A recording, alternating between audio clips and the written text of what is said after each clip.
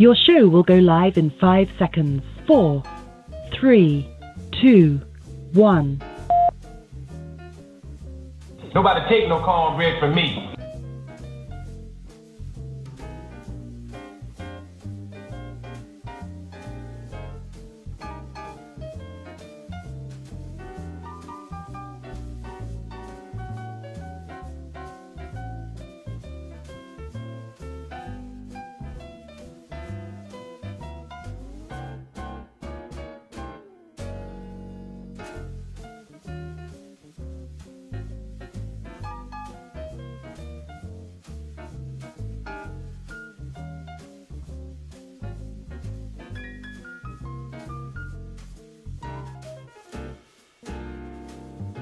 Look, man, I ain't falling for no banana in my tailpipe.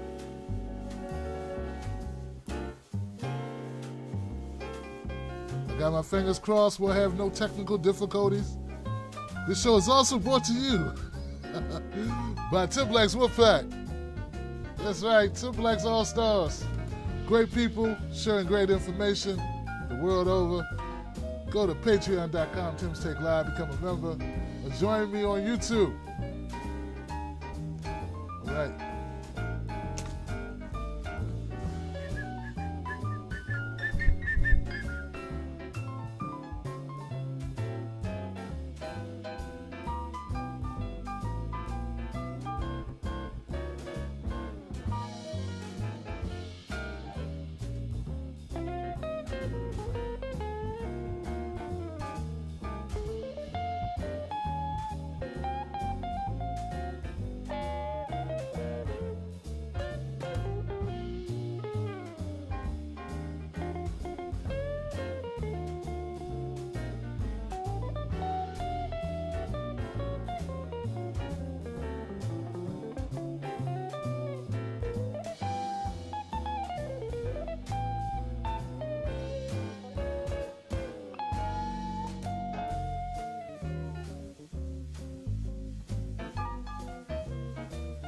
Share this on your social media platforms.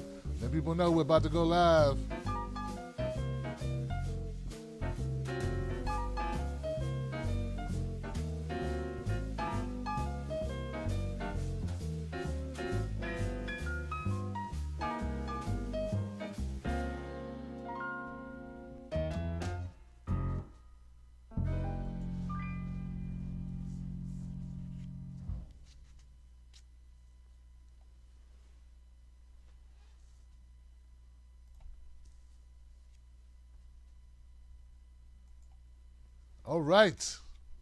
All right, people. Hey. What's going on? How y'all feeling? My name is Tim Black. Welcome to the Tim Black at Night Show. And yes, it is Friday, so you know what that means. That means it's Friday. Thank God it's Friday. No, I'm just joking. It means Freedom Friday. That means you get to call up to the show and you get to get your voice on the show. You get to speak out and talk about whatever's on your mind tonight. 319-527-6212. 319-527-6212, guys. You ready to kick some butt tonight? I hope so. I know you're ready. What a week, right? How many people have been busy working so much that you kind of like tuned out of like the news? The news. It's okay. You can admit it. Stuff comes up. You got other things going on, and most of it's bad anyway, right? So, but see, that's what I'm here for. I'm here to get you updated.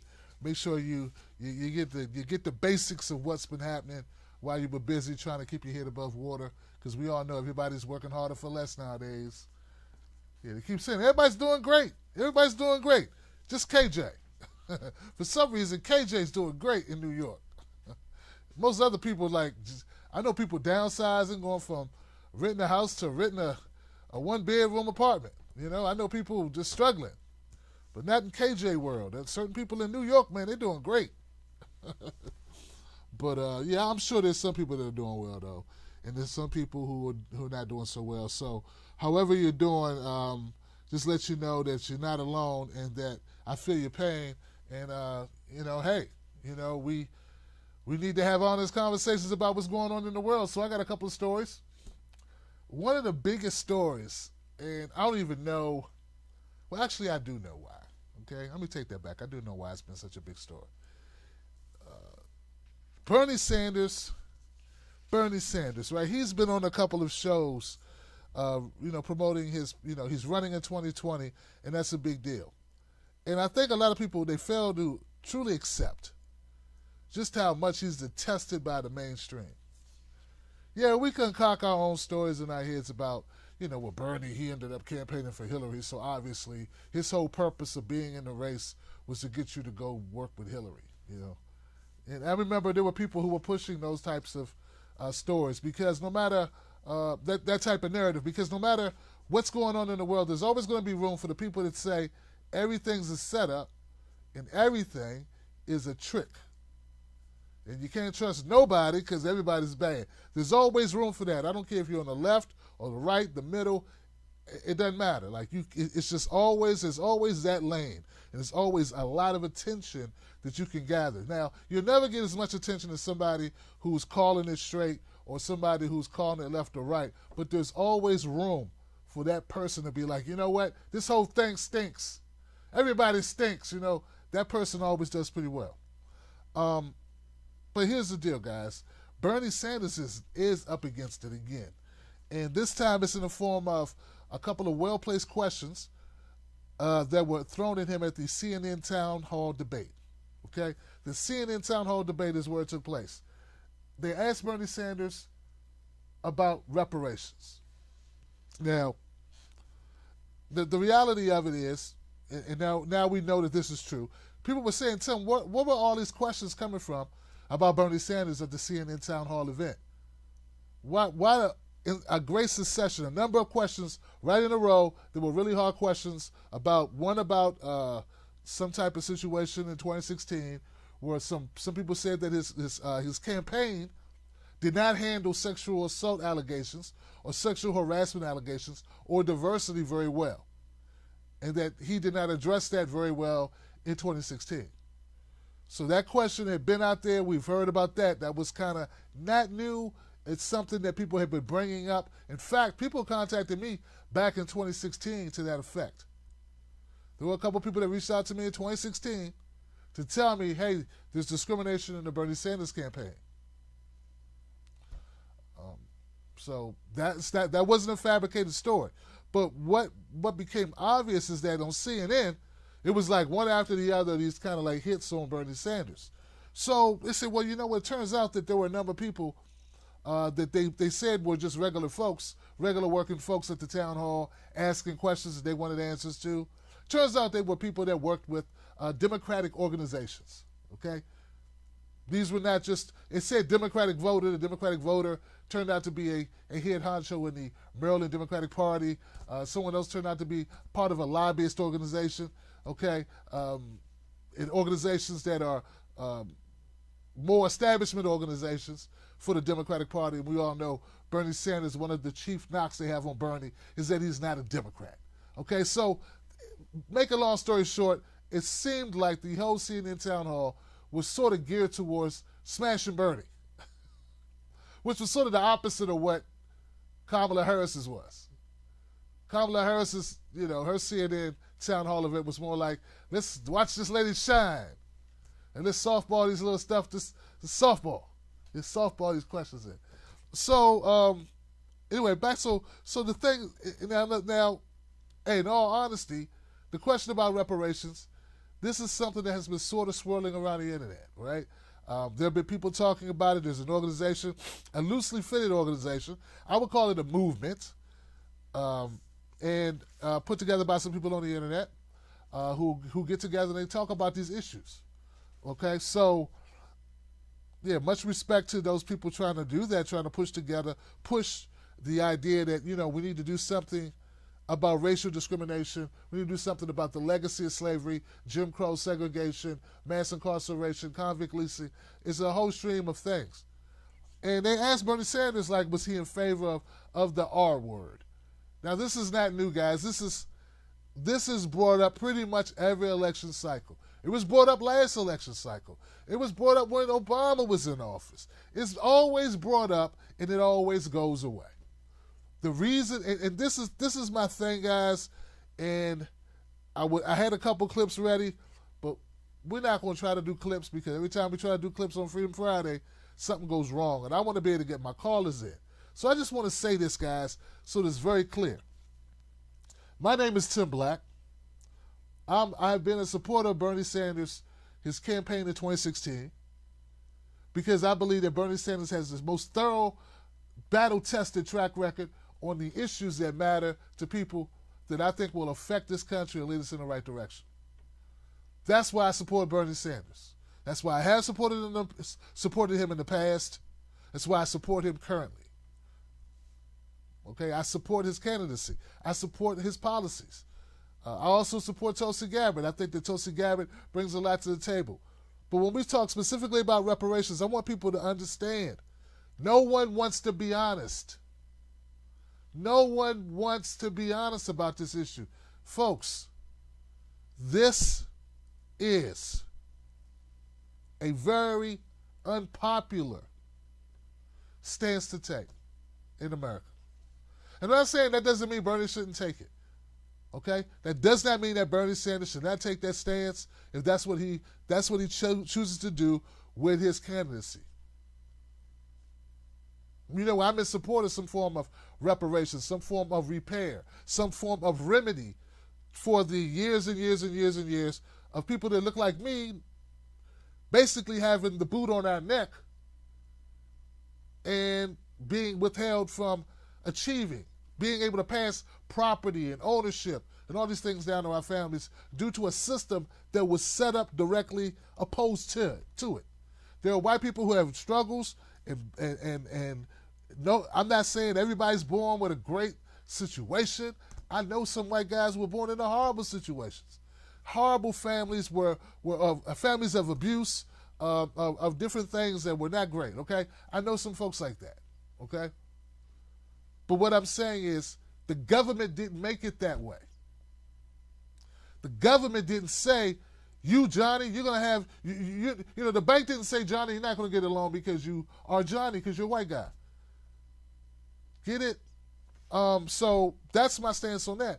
But I think people need to recognize that in Bernie Sanders, we have a candidate that supports a lot of great shit and has been fighting for a long time. And 75% of black Americans are in favor of reparations, but only 25% of white Americans are.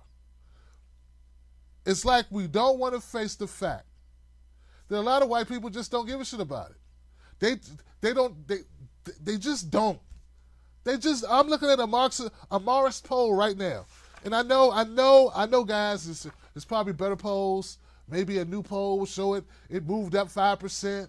But I'm telling you, when I look at this poll, and I see that white Americans, 81% of white Americans are more likely than African Americans and Latinos to oppose giving any type of monetary compensation to the descendants of slaves. They don't think you deserve anything. They don't know how you would do it. How in the hell could we possibly do it? They felt the same way in the 70s. They felt the same way in the 50s. They felt the same way at the turn of the century. It's never going to change. They're never going to feel. And that's probably better. Do you really realize 81% of white Americans are against it? I bet it was 95%. This is going up.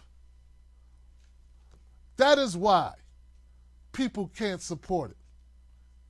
That's why they fail to support it. It's because they know that it's not favorable. They know it. Why can't we just say, why come my candidates just can't come out and say, look, hey, just like I would support anybody. I support the Jews getting compensation from the Holocaust. I support it because I know it's the rest of the country does. Well, I support the Japanese, the sufferers from the Japanese internment camps. We support that. And we support, like, you know, all these other, you know, situations. But the bottom line is, we live in a country where people just don't care about it. Now, we can fight for that.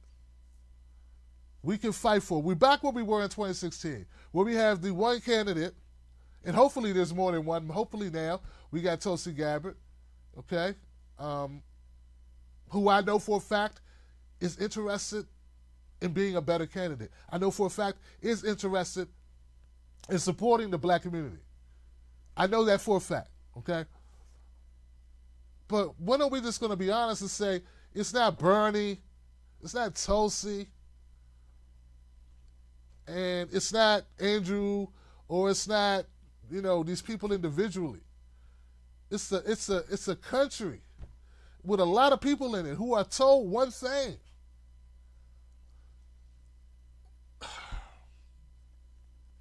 Who feel the way they feel. All right? One of the things I don't want to see happen, because we're right where we were in 2016. There are going to be people to say, if you don't support reparations, then they're not going to vote.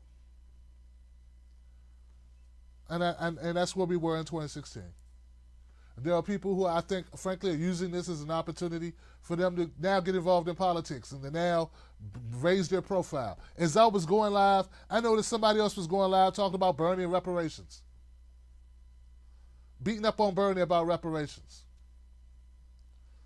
Boyce Watkins.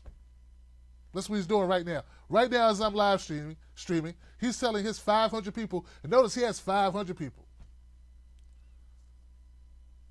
Right now. Listen to him talk shit about Bernie because Bernie won't do or hasn't agreed to do what none of the other candidates except Marianne Williamson has said that she's willing to do. Just so happens 99% of Americans don't know who she is. So we can allow this situation to give us another Hillary. And I don't want to see that happen, okay? I also want to push Bernie in the right direction, okay? And I want to push him in the direction that does aid black voters. I think that it's a travesty that black voters vote 90% for Democrats, and when they say, hey, do something for our communities, they say, we can't do anything for black community. That would be racist. It'd be wrong for us to do something just for black people. But it's not wrong for you to ask just for black people to vote for you. It's not wrong for you to scare black people into thinking you're the only party that gives a shit about black people. You're the only party that's not racist towards black people. Though we got a prime example right in Virginia with Northam being as racist as hell and being a Democrat. Those two things don't jive.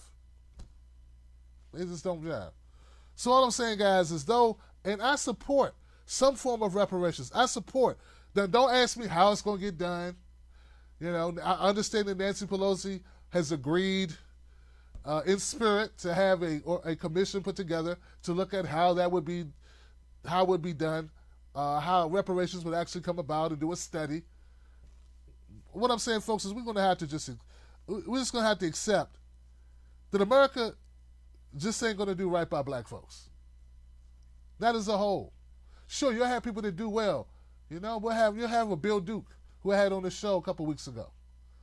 You know, you'll have LeBron James and Oprah Winfrey, and you know, you're gonna have your people that do well, and people look at J. Cole and Nas and Kanye and go, yeah, you know. But as a whole, you know, the fact that 30% of our babies, 40%, we have high infant mortality, we have poverty through the roof of what third world countries have, and for some reason, 80, like I just told you, 81% of white Americans think that's your fault. It's got nothing to do with anything. It's just what it is. I don't think we should let that. I don't think that should force us to have a Kamala Harris be a nominee. All right, that's all I'm saying. Now, there are going to be people that disagree with me. They say we should go down with the ship. Problem is, we are going down with the ship right now. All right, that's the way I see it, guys. It's not going to make me very popular at certain cookouts. I might not even get invited to the cookout now. You know, because people don't want to hear that. The people that just want to hear, hey, if you don't do this, then you don't get to vote. And I get it. And that's their right, man. That's their right. Those people who feel that way, and those people that are leading a movement that feels that way, feel that way and go. You know, feel that way and go. Because I got to try to build what's left of the black community to mobilize them to demand specific policies that matter to black communities. You go ahead and go and take the viewership you've earned and the friends you've got and all the clicks you earn. Take that and go that way. Meanwhile, leave people like me who have stayed talking about politics while you were talking about everything except politics. You go do that. Because there's real shit that has to be done over here. There are real things, real policy that we must fight for. All right? The Democratic Party is dirty and underhanded. I watched them kneecap Ben Jealous running right in my state of Maryland. He would have been the first black governor. But since his policies were too progressive, they did not support Ben Jealous. He was running up against, they supported the Republican over the Democratic NAACP former president, youngest NAACP president in the history of NAACP, Ben Jealous. They supported a Republican over him because he was too progressive. The Republican had like $10 million. Ben Jealous had less than $500,000. There were people in Maryland who didn't even know he was running. That's how underfunded he was.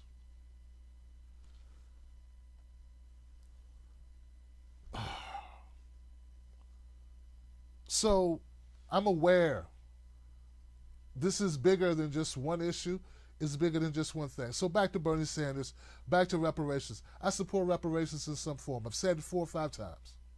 What I don't support, and I know this is difficult, I don't support us just going, okay, fuck it. Take our ball and go home. Because we get nothing if we take our ball and go home. We need to go to the negotiation table. Bernie Sanders says he agrees that he will do whatever he can, everything he can, to defeat racism.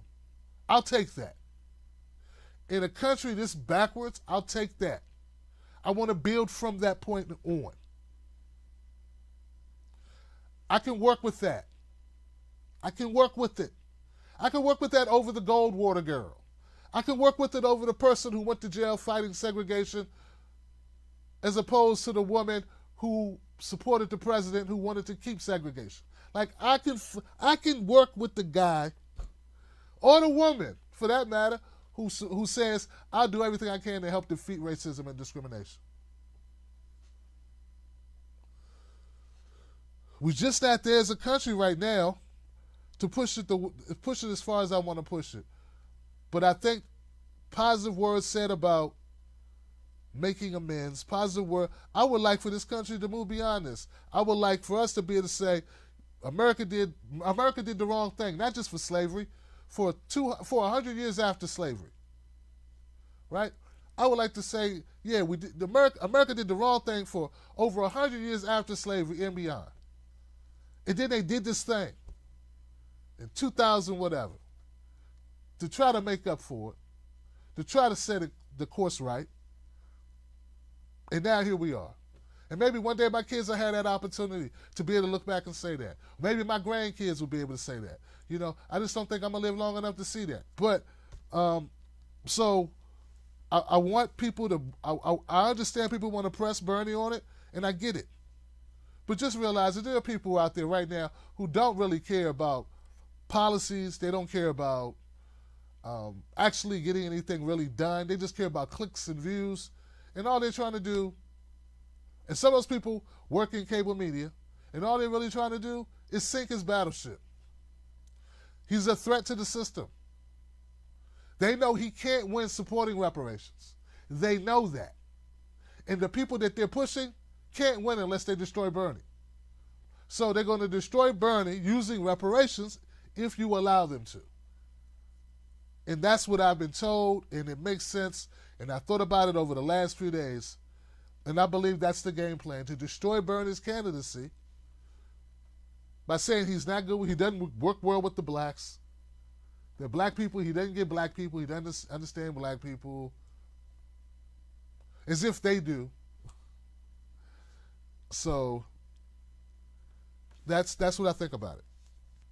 And like, this probably won't be the last time we talk about it. But let's not fall for the banana in the tailpipe. Let's not do it. Let's not be fooled by the machinations of a corrupt corporate media that's bent on supporting the DNC and the Democratic Party over all things. Let's not be fooled by that. Also, let's not be fooled by grifters who have not rolled up their sleeves and did the hard work like some other folks, okay, in the direction of actually educating the masses into and trying to form a movement that could actually redress for these issues. So with that, I want to move to the next topic. My next topic,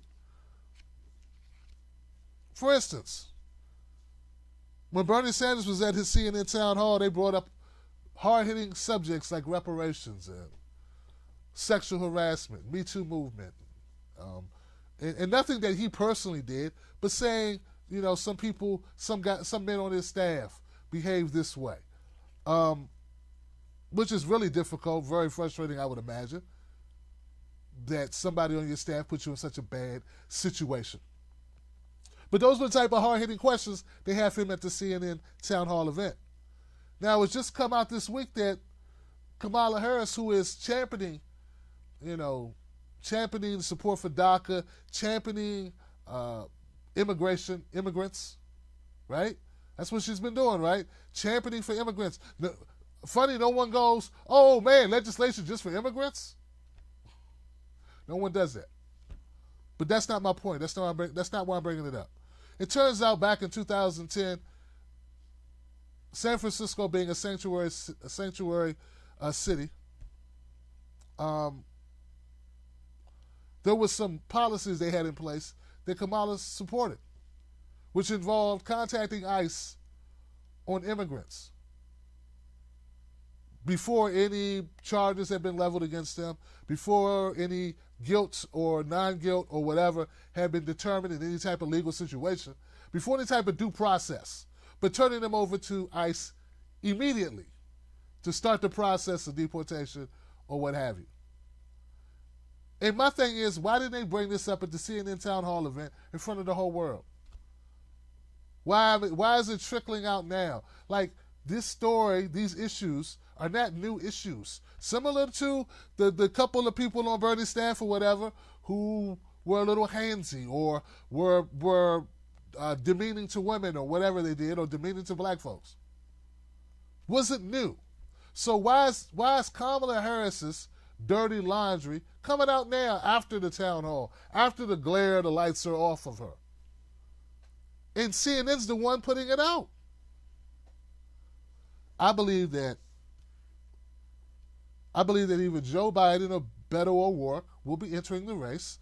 I believe that somehow, somewhere, they have decided that Kamala Harris will not be the anointed one, that she cannot win over the blacks as easily as she thought she could. I think the fact that she was unable to win over the blacks, just come out, win them over, launching on MLK Day with the pageantry of being at the HBCU, that the fact that black people didn't just fall down and go, oh, great, Kamala, that meant that some of the white folks who were looking at her went like, well, why don't all the blacks like her? Well, I think a lot of the white voters were also like, okay, well, she seems okay to me. I wonder why black folks don't like her. And then they started listening. They started listening to people like Tim Black,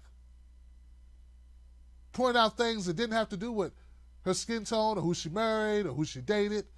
Notice I never talked about who she dated or who she married. I've never put that in any of my content, because I don't think that's an issue that I don't even need to talk about that. I could talk about her policies. She sucks because of policy.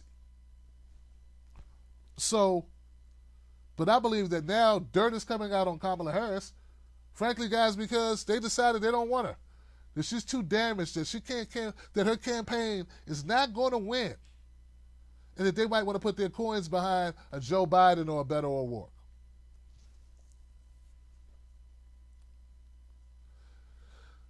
I don't think Joe Biden can win either.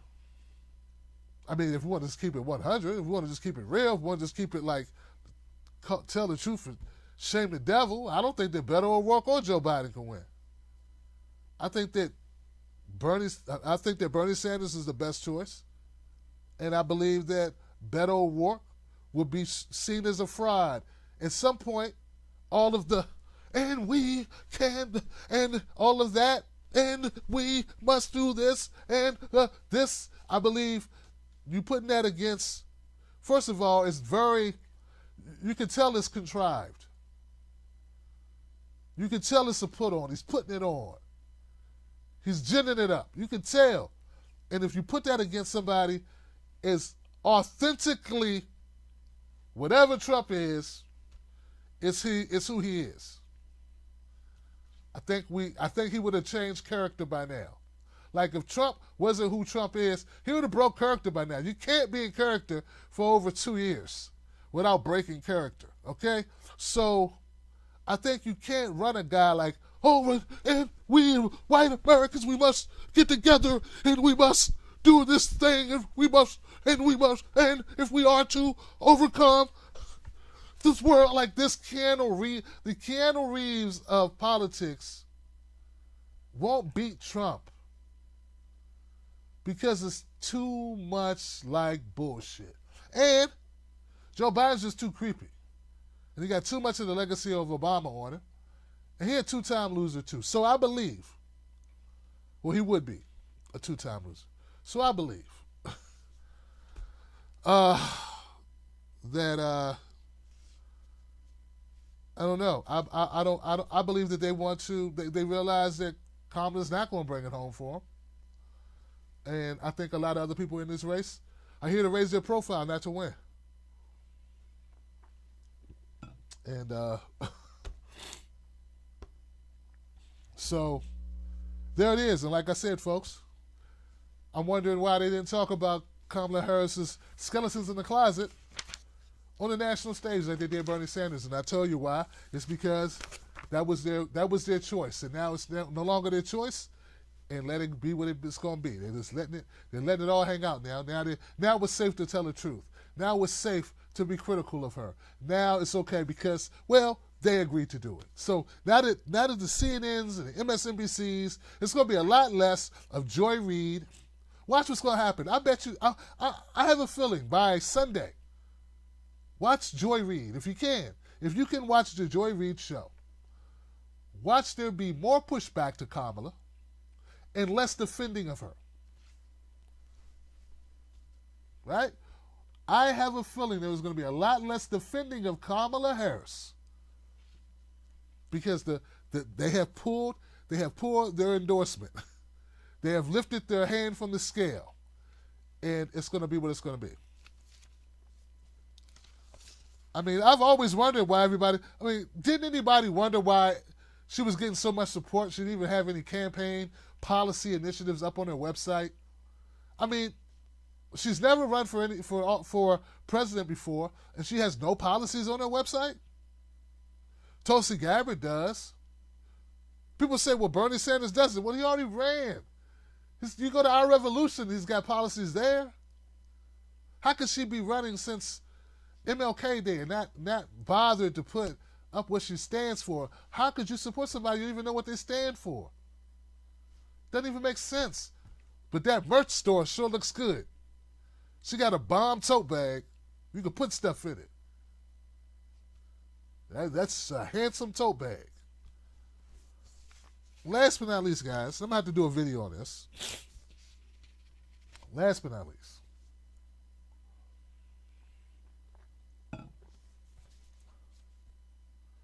The testimony of Michael Cohen. And I told myself I wasn't going to get too involved in this because, well, frankly, I don't want to talk much about Michael Cohen's testimony or Trump if they're going to indict him. Hey, man, I don't think they're going to indict Trump. I think it was just a ratings play. I always thought all of this Russian stuff was a ratings play. I got tired with it real quick. If my heart's not in the coverage, maybe it'd be best if that's really your thing. You really want to talk about Trump. There's a lot of conservatives out here who are putting out who every day are getting up covering Trump. Like, you don't need to get that from me. And if you want to see Trump go to jail for Russia collusion, then there are a lot of, just watch TYT or something. There's something similar. A lot of folks, Pac-Man or whatever. There's a lot of people, David Pac-Man, a lot of people covering that daily who wake up every day going, we're going to lock him up. We're going to lock him up. I don't believe that's going to happen.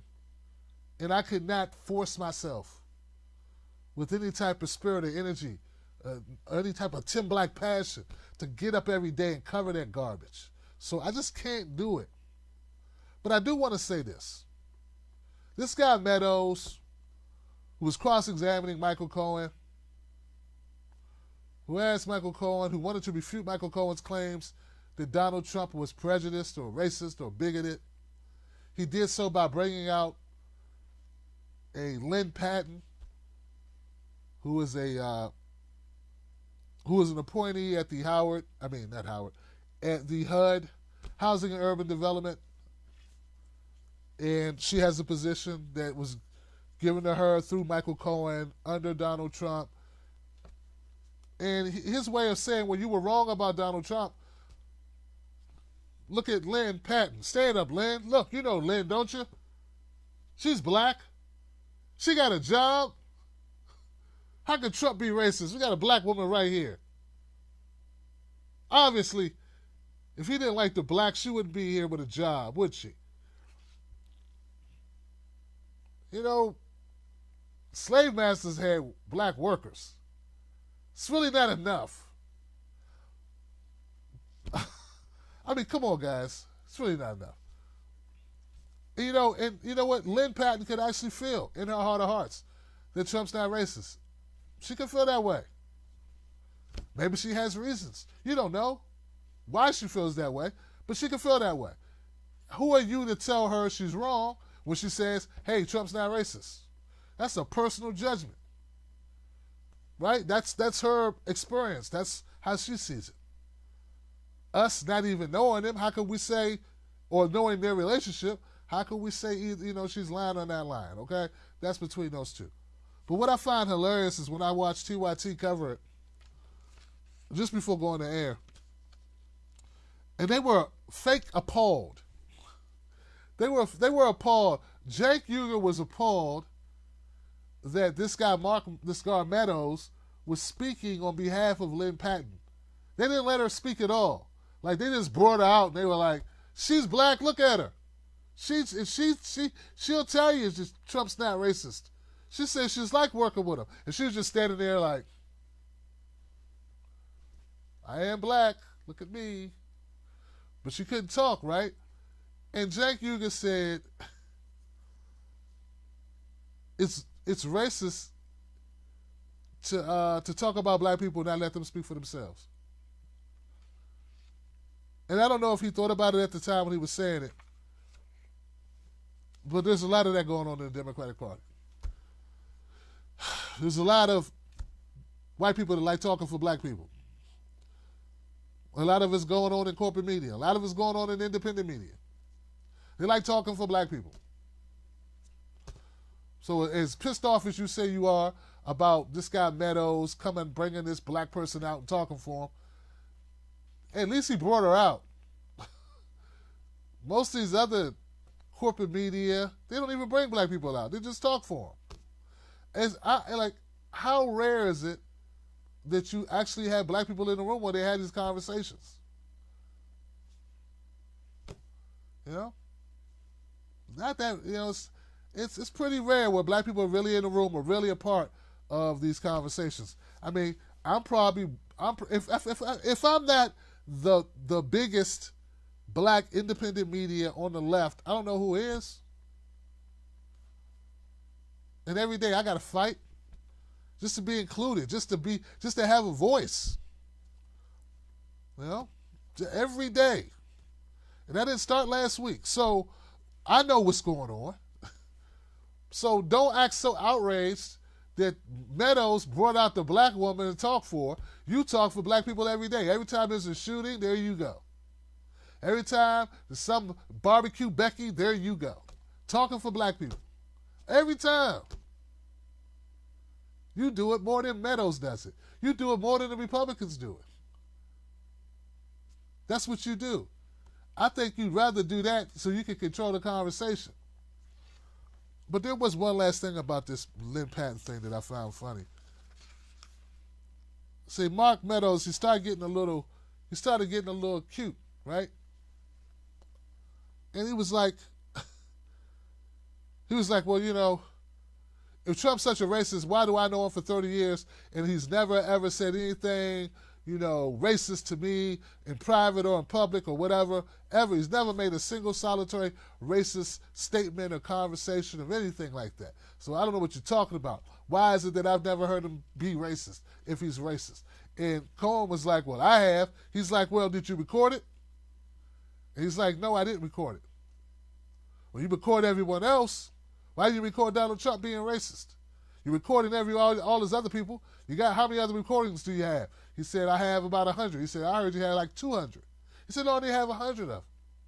And this is where Michael Cohen got him, because he started to get cute. So Mark Meadows said something like, well, I think you should be recording it. You said he's racist. I don't know where you get that, where you basing his race, this opinion of him being racist on. And he said, well, I can tell you what I base it on. He said, that's okay, we don't need to know. He said, no, you asked the question, let me answer. And he said, Trump owns all these businesses. He owns all this stuff. Ask Lynn Patton, why come no black people run any of them?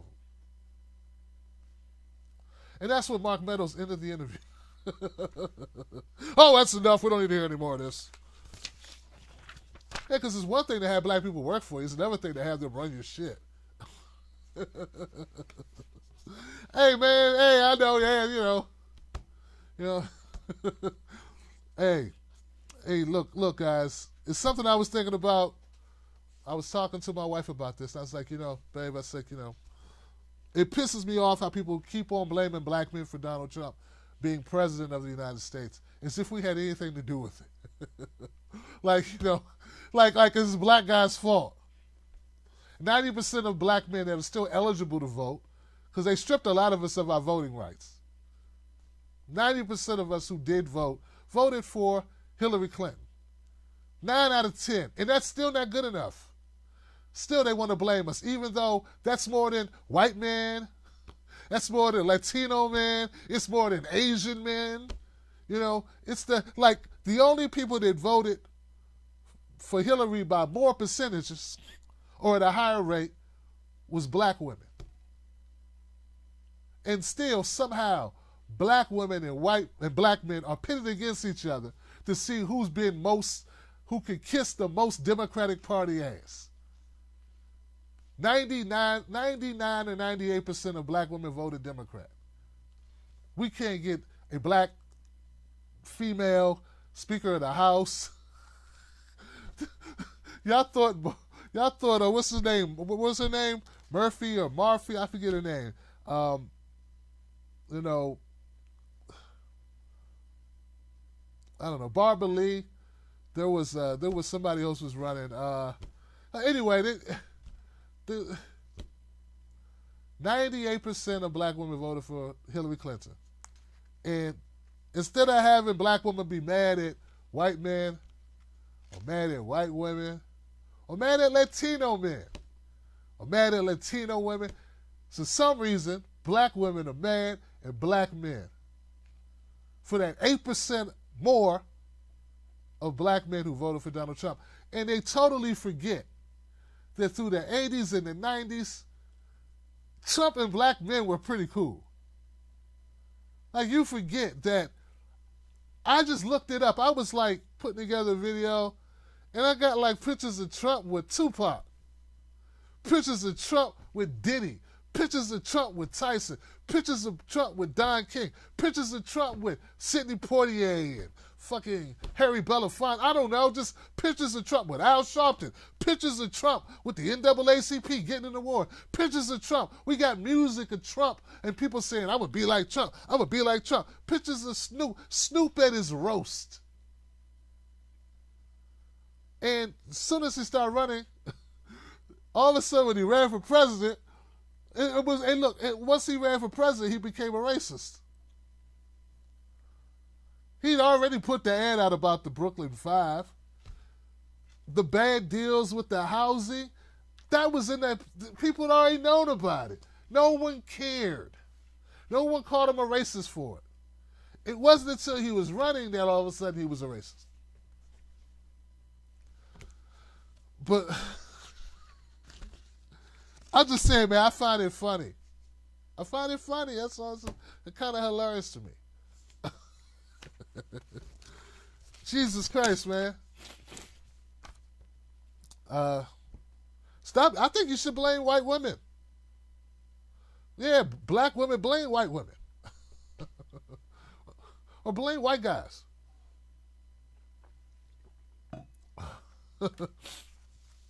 Damn. 90% of black folks voted for Hillary. That ain't good enough. If you can't beat Donald Trump with 90% of the black vote, maybe you just can't beat him. Maybe he's unbeatable. I mean, maybe you suck. Like 90%. Won't you? You need to work on the Latino vote. You need to work on the Latino vote, and maybe you need to really spruce up your Asian vote.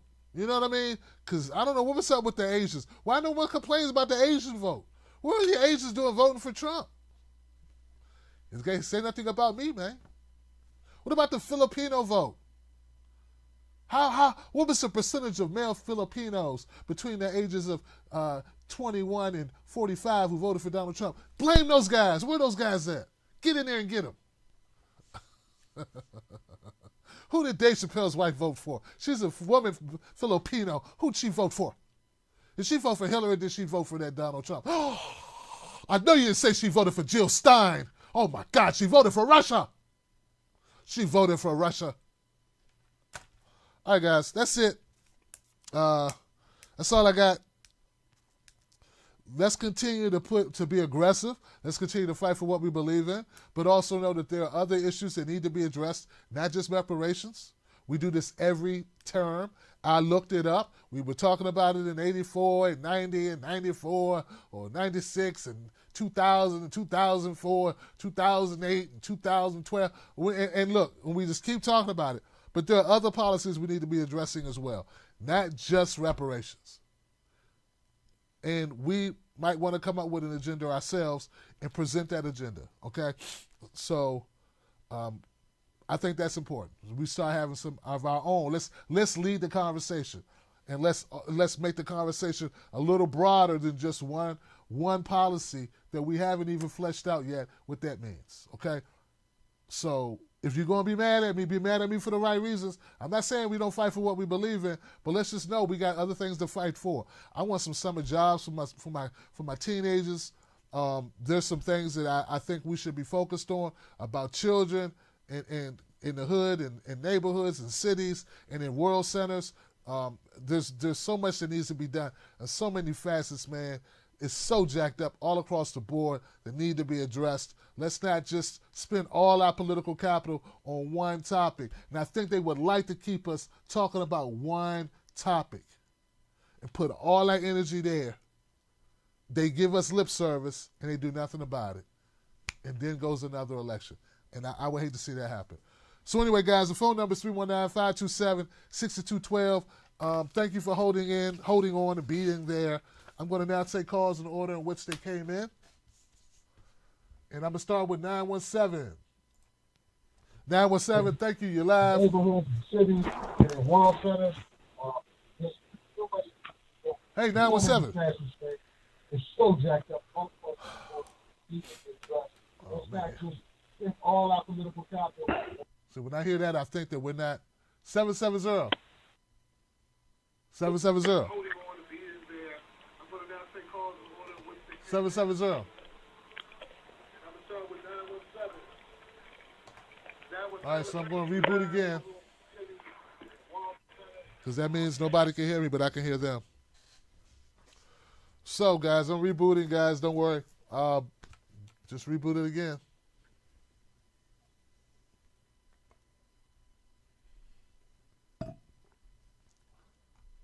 And I'll be right back.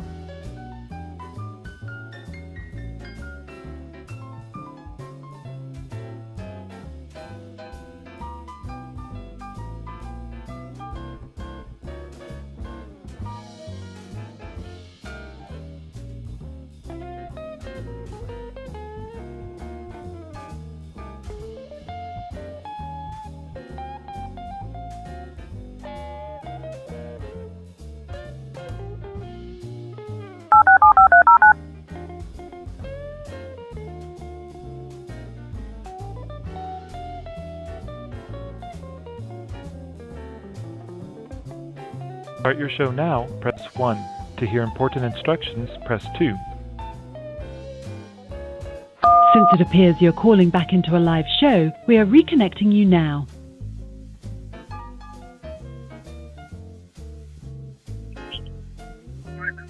Hey, 917, you're live, Freedom Friday. Who's this? Yo, Tim Black. It's your boy KJ from Bed-Stuy, Brooklyn. Amazing. That's what's up, man. What's on your mind tonight, KJ? First of all, I'd like to thank you. Appreciate the shout out earlier about saying that I'm the only one doing good.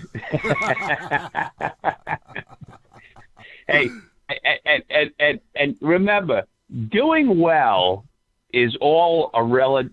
It's relative to how, where I come from. It's not about how much money you make. Uh-huh. It's how much money you have to spend. Cool. So that's really what it's more about. Now, I grew up, like I've told you in the past before, a dirt-ass poor kid, no pop. I mean, I literally lived the black experience. Like, I had black friends growing up that felt sorry for me. That's how poor I was. I feel you. So so when you grow up that way, no matter how much money you make, you always have that fear in the back of your head that it's all going to fall apart and you're going to be back in that horrible place again. So trust me, it's all relative, but I definitely can't complain. Things are doing well for me here in that sense. Trust me, I'm by far no millionaire or anything like that, brother. Yeah, if you were, I'd be I'm in the struggle with. Look, if you were, I'd be hitting you up, bro. So that, I know. If I knew that. Well, first of all, I do play the lottery, and I always say that when I win the lottery, I'm going to be Tim's biggest benefactor. So that is definitely, and that'll really drive everyone crazy who hates my guts on this chat. But that's okay. That's all right. You know, they hated Andrew Carnegie. You know, they wanted to kill that guy at one point. The reason why he gave away all his money is because he was worried about his legacy. He was the biggest piece of shit, Andrew Carnegie. So at least I'm not that bad. But just last week, tried calling. Obviously, it's been a busy week, and you were talking about the Jesse Smollett thing and black people and how, you know, I want to speak right now on behalf of all white people. Okay, we do not hold black people responsible for any one black person's actions or activities. Trust me, just like when a white person fucks up and we're watching the news, we're watching something, and we all just look and say, look at this dumb white motherfucker. So just a heads up out there to everyone who understands that, you know, Jesse Smollett, we get it. This is an isolated incident. And I'm sure, you know, at some point in time when they prosecute him for whatever goes down and they give him proper meds, he'll be back on Ellen's couch and doing fine again in a couple of years. You know, but we don't hold black people accountable for what other black people do. And when I say that, and that's kind of, and I remember you were talking about the whole, you know, issue of that. Coming from a Sicilian and Irish background, Sicilians and Irish people in the turn of the century were treated horribly. Now, I'm not saying as bad as black people, but horribly. And what we did is we learned to police our own. Essentially, the Irish became the police, and the mobsters, the tough enforcer Italians, basically enforced all the lowlives in the Italian community, just like what the Irish did with the lowlife. We used to call them shanty Irish. So my advice to black people is don't wait around waiting for anyone else to help you out. They're only going to give you a hand up so far. At a certain point, you got to police your own, and you got to stop defending your own just because they're black. Just like we don't defend white people just because they're white. Trust me. When we see a white screw up, we throw them under the bus quicker than anyone else because we don't want to do with them. And that is my advice, and a way I think could, in some way, shape, or form, benefit all black people in this country. Me personally, I'm all for reparations. I believe black people, again, coming from where I come from and my people, as the poorest, most downtrodden white people in the white race, I get it. And you know, I'm all for it. I think black people, all African-American people, at the minimum, personally, should get a free education, free college education. That would be the ideal start. Not give everyone 10 grand or 100 grand, because actually, you're going to do more damage to most people if you just hand them a check. They're not going to be responsible. And they're going to turn around and just put it right back in some white, rich designer lady's, you know, buying a handbag or a stupid outfit. So that's not going to help black people. What's going to help black people is education and then opportunities that come along with that. So I personally believe that all African Americans should at least, at a minimum, get free education. Wow. All right, KJ. Look, man, I appreciate you clarifying, you know, your situation, man, there's a saying that there are people that believe that white people won't throw each other under the bus, and like this a total that's this thing they call being on code. It's like black people need to stop throwing each other under the bus. That's what they say.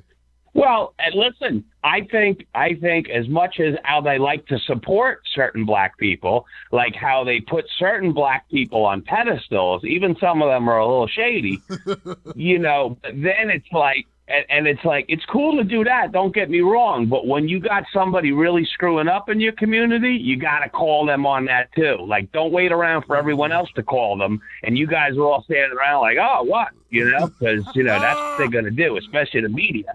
Like you said, bro, the damn media, they're speaking for you people, right? That's what they're doing. They're acting like they have your best interest in mind, but meanwhile, they're writing the script.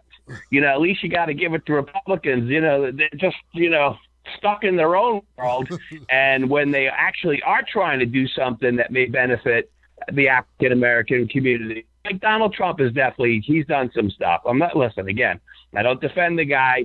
for everything he does. Uh-huh. But he's definitely trying to do things to be beneficial to the African American community. But again, self-policing is really where you bring yourselves up to that next level.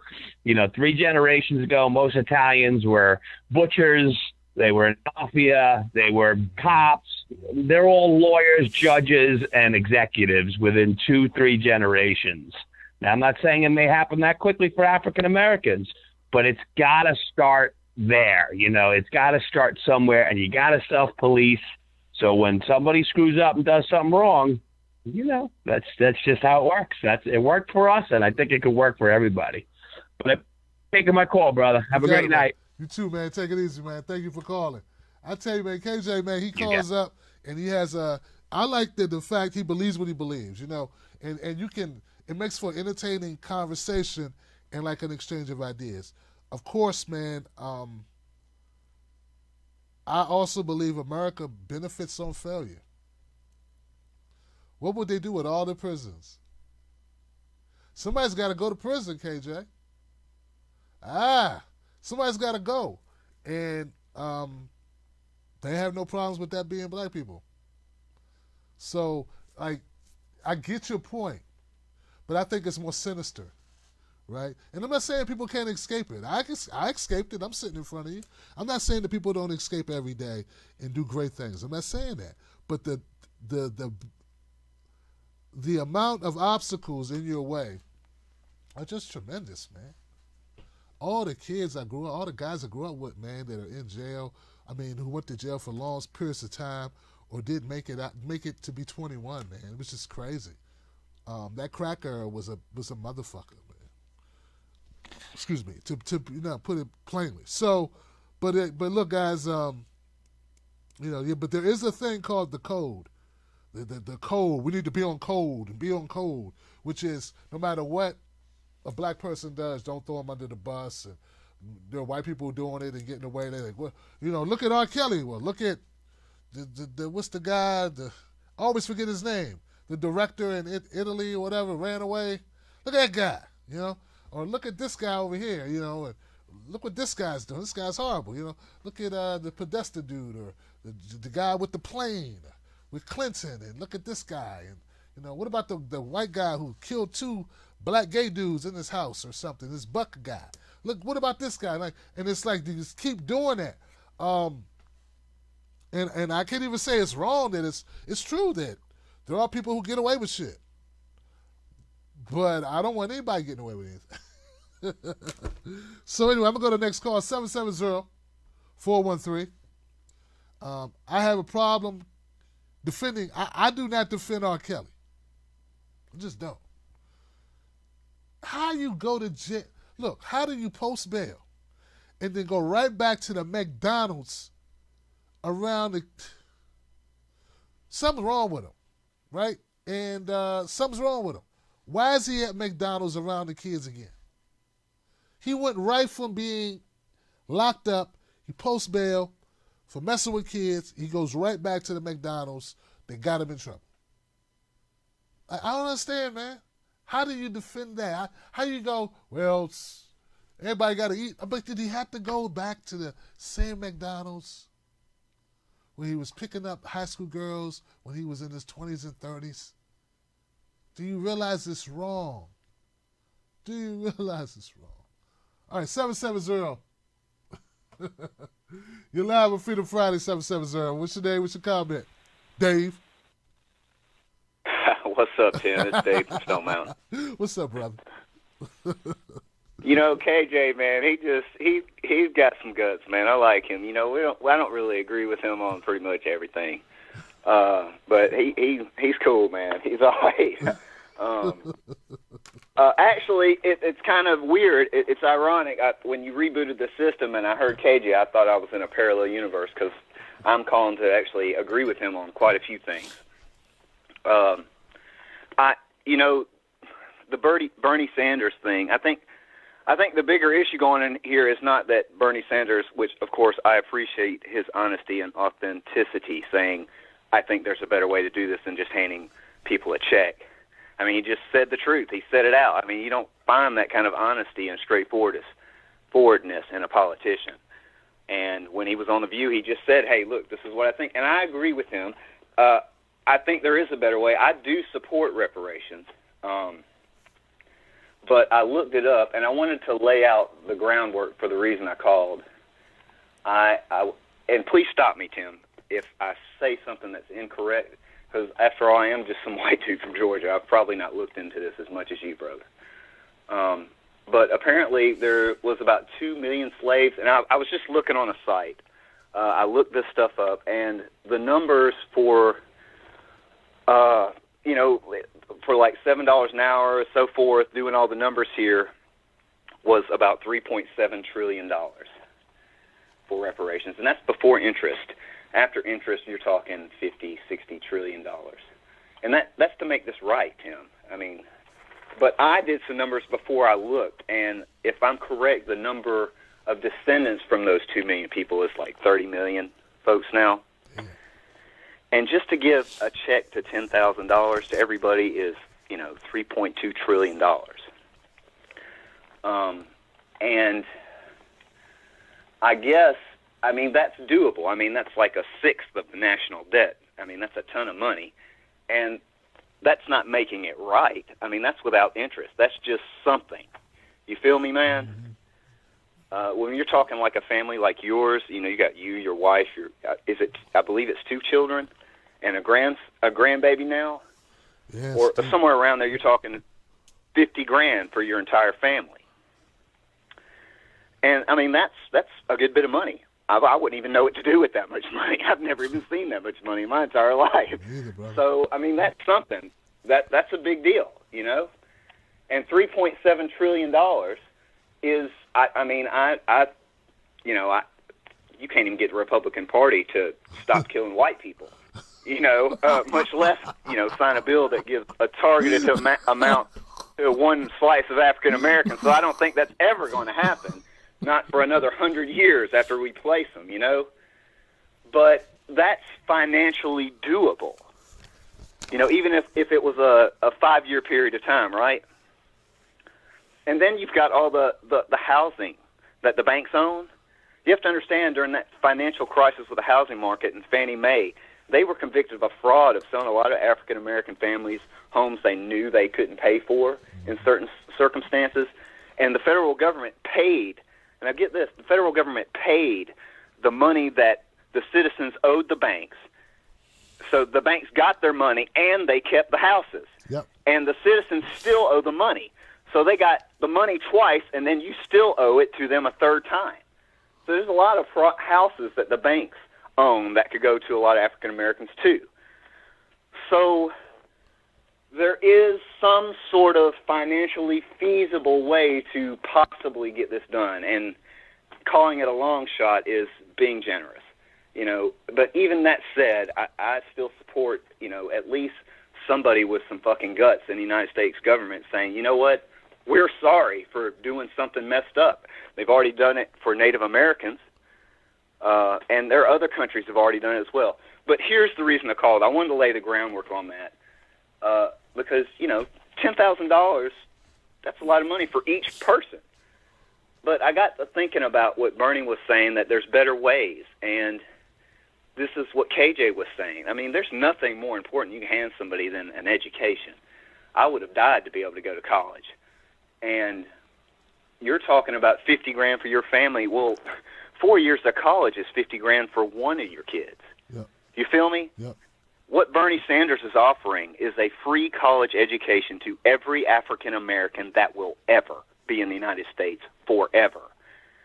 That is an incalculable amount of money and help. And not just to the descendants of slaves, not just that 30 million people. You're talking about every single African American, every single person of color in America. That you're talking, I can't even do the math on that. And that's and I get it. That's not the same as reparations. I've heard it, and I agree, you're right. But you're talking about generation and generation of college-educated people.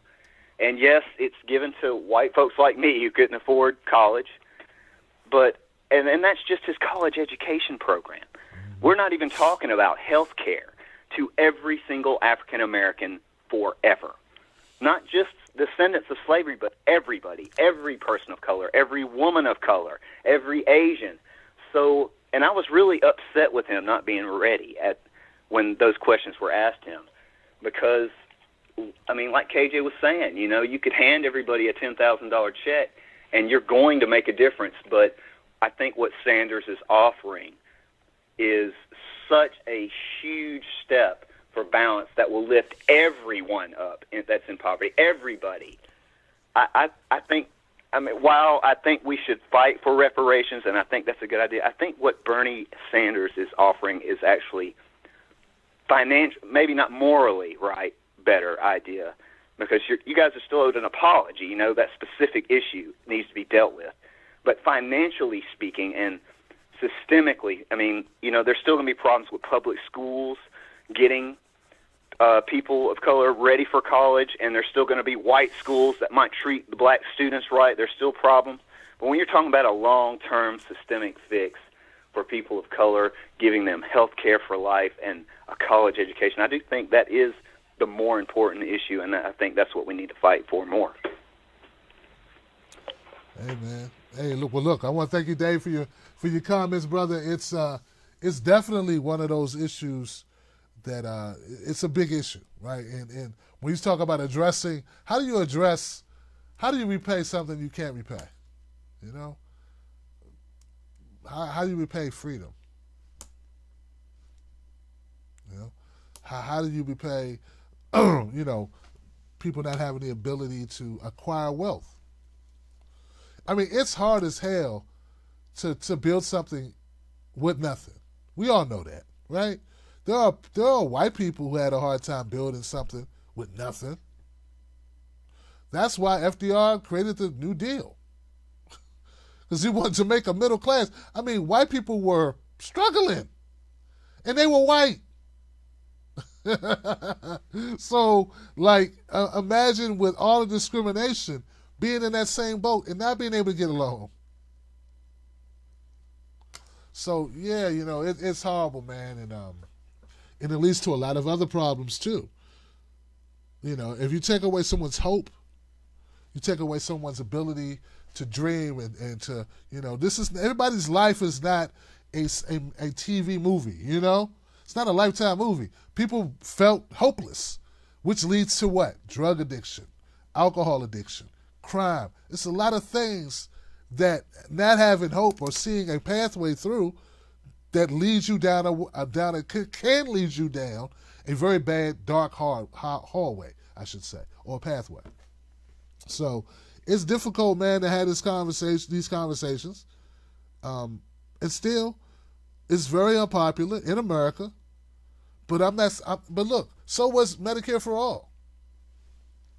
They were calling. I watched Bernie on The View, and he was on The View back in 2016. They looked at him like he was crazy when he talked about Medicare for All. Now 70% of Americans support it. But back then, when he brought it up, they said he was kooky. Crazy Bernie, you know? Trump still calls him Crazy Bernie, even though most of his policies, $15 minimum wage, 5 states have already adopted it.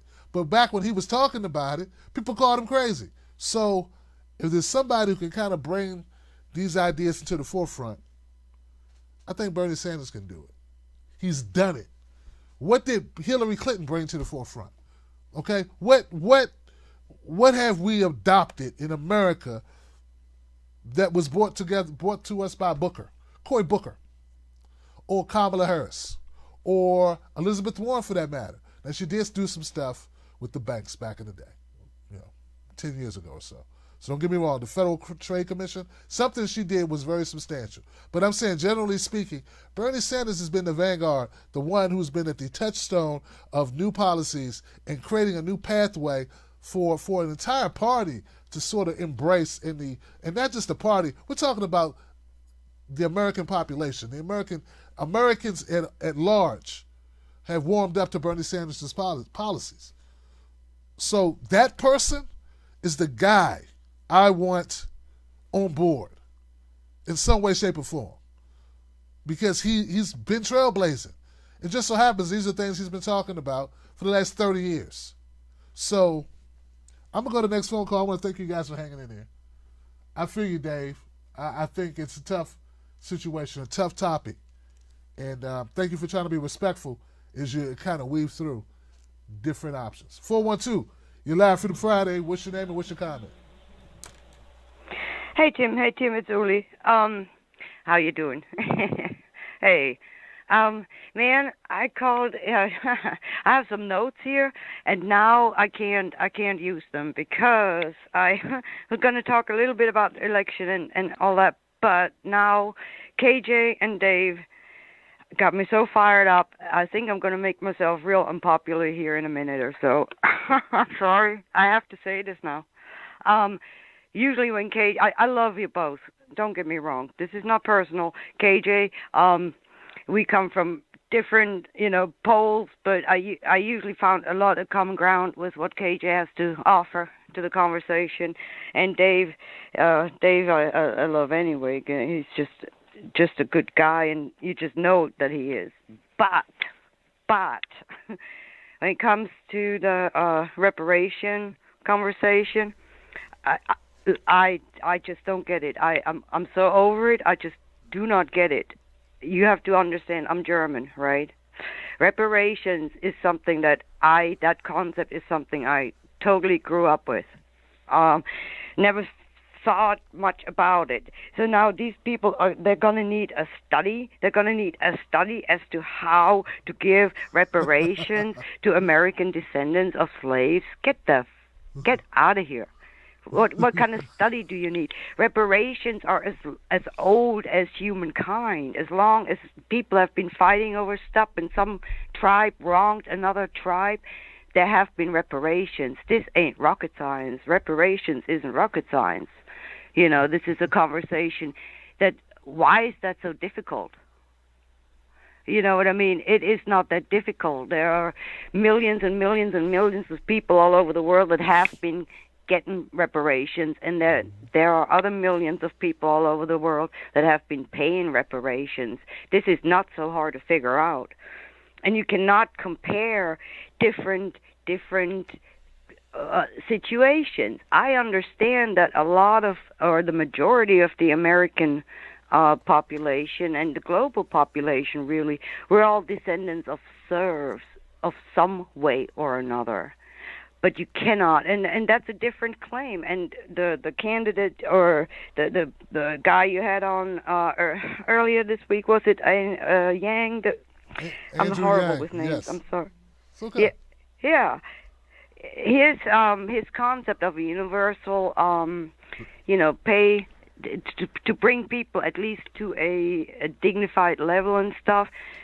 That's where that conversation comes in when we're talking about. I gotta turn this off. My computer just rebooted. When we're talking about, there are a lot of poor white people and, all this, but that's a different conversation that has nothing to do with reparations, nothing whatsoever. That is a different conversation to be had in a different place with different people in a different way. Because I allot to some group of people that, they have been wronged and they need to be made right. That doesn't take away from my claims, whatever they may be. That doesn't take away. But right now the conversation is and needs to be about reparations for the American descendants of slaves, because that is a conversation that nobody has ever freaking had. Yep. We've had all kinds of conversations about all kinds of things, but nobody is having this conversation, and I don't know why. And it could just be that this entire system kind of rests on that concept that we have to have that underling class. We have to have that caste that takes all the failure. Please do not come and compare your, Irish, Italian, Sicilian great-grandpappy from Europe. Do not compare that person to somebody who was enslaved into chattel slavery, that they didn't own their own lives. They couldn't go nowhere. They weren't even people. They were a commodity. The wealth of this country rests on the African people that were brought over here as a commodity. They weren't even brought so much. Yeah, I mean, they were then slaves but they were currency. Yeah. And that's where that whole, I mean, I don't want to go too far, but anyway, no. And you know what? When the Jewish people came and said, we have been horribly wronged and we need to be made right, nobody said, well, how about we give you a really good education? Get the fuck out of here. Nobody offered the Japanese an education. Nobody offered the Roma an education. No. We're talking money. First of all, it's people always say, well, can't we all just get along and we all bleed red and we're all brothers and sisters and we just don't want to unify? Why would an American descendant of a slave, why would they want to trust us? They've never been righted, never.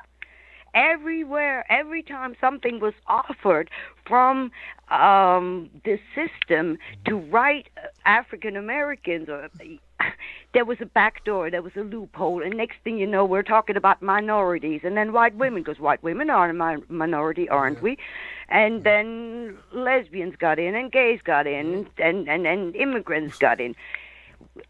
You don't hear a Japanese person taking some kind of claim out of a Jewish reparation. That ain't going to happen. These are specific situations, and it needs to be specified. And reparations, the way they are being discussed now for the freaking first time ever here publicly, that is specifically for the American descendants of slaves, not people of color. Sorry. Uli, what's wrong? Look, Elizabeth Warren brought up Native Americans when we're trying to have a conversation about American descendants of slaves. She said, what about my Native American brothers and sisters? What about them? They can come up with an agenda and they can address Elizabeth Warren and say, here's who we are, this is what we suffered, and this is what we're owed. Yep. That has absolutely nothing to do with American descendants of slaves. And again, here's this thing, like, one doesn't take away from the other. Nope. You know what I mean? Yep. It doesn't take away. Look, if let's just say my family and your family were neighbors forever, and my family treats your family like shit all the time. My dad steals your dad's car. My brother robs a store, but your brother gets accused and ends up in jail for it. And my mom steals clothes off your clotheslines. But now here I come. I'm so sorry. I'm so sorry.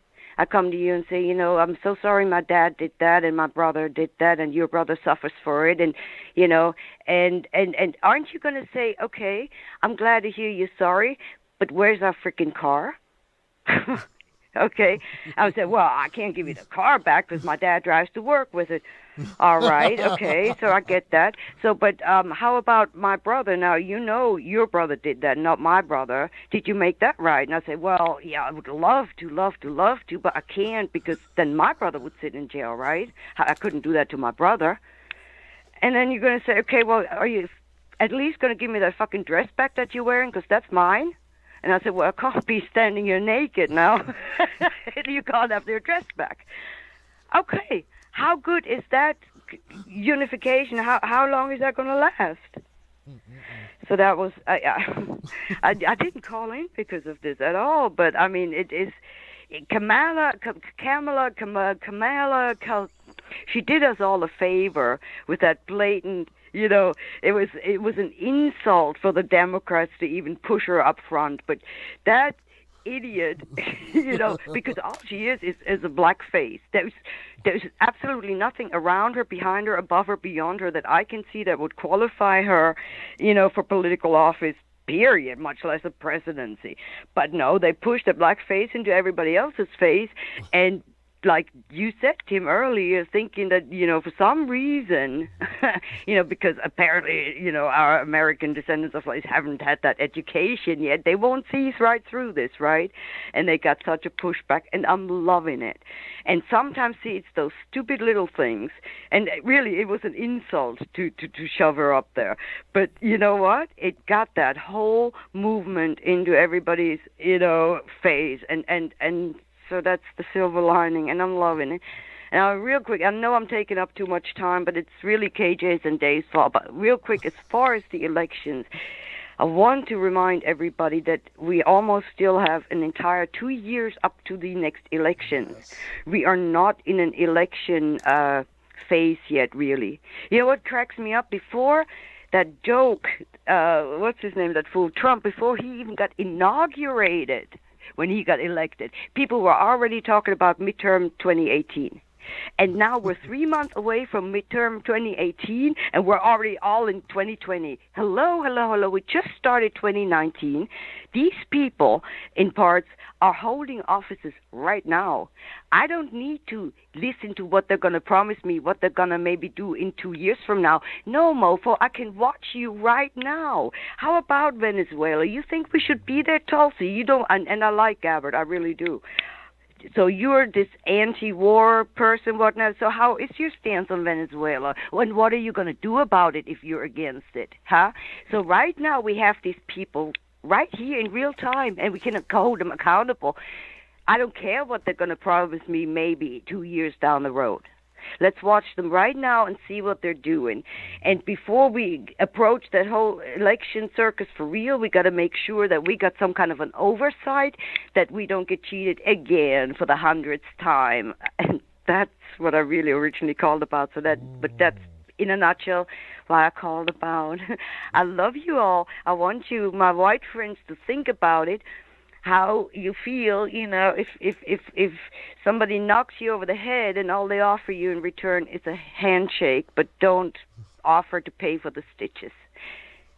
So that's it. I want you all to have a good weekend and the usual. Bye, guys. Thank you, Uli. I appreciate you, Uli. Welcome. I really do, sister. Wow. Uli appreciate you too. Uli hit the nail on the head, man. It's like, I keep saying it and saying stuff, but it's good to have other people say it in a different tone, say it in a different way, and just show the absurdity of it all. Damage was done over generations and generations and generations and generations and generations and generations. By government policies. So like they should have, it is what it is, And you don't really get to decide where government spends money anyway. Come on, guys. We spend money on war all the time. When's the last time you filled out the questionnaire deciding if that was okay with you? But now all of a sudden everybody's got all this, a lot of conversation for where money gets spent. They spend money where they want to spend it, whether it's on a space camp or space war or space fleet, whatever the hell that is. It's like Star Wars. Or, come on, guys. Did you vote on that? You've seen the pie of the budget. So anyway, thank you for the comment, Uli. Gosh, guys. We got some super chat people, man, that have showed up tonight. I want to thank you guys. I have retired my clap button, but I want to give a welcome to True Grace. Hey, True Grace, how you doing? She's a new member, or he or she. I think it's a she. True Grace. Thank you, True Grace, for joining us at the Tim Black Wolfpack. We're glad to have you. Buck Bewley just gave $10. He says, I believe all the corporate media is looking for anything they can use as Bernie Achilles' heel. Look how many times he has asked about the same 2 or 3 things constantly. This is shade. That's right, it is shade. And I've noticed it too, Buck. I've noticed it too. Every show he goes on, hey, so Bernie, 2016, there was women in your campaign that said they weren't treated fairly. What have you done to address this? And it's like he just sits there like, This shit again? I didn't do anything to anybody. Some dumbass that was in one of my offices did something. That's who did it. I'd kill him if I could. I'd beat him limb for limb. If I could get him, I'd turn him limb for limb, you know? He's pissed off. It's like, but yeah, you're right. Dave Thompson, interview a vet or Antonio. I don't know, man. I really don't know. Back when Irami, the funky academic, who now does the Georgia thing. He does something with the Georgia. Gosh, you remember Arami, right?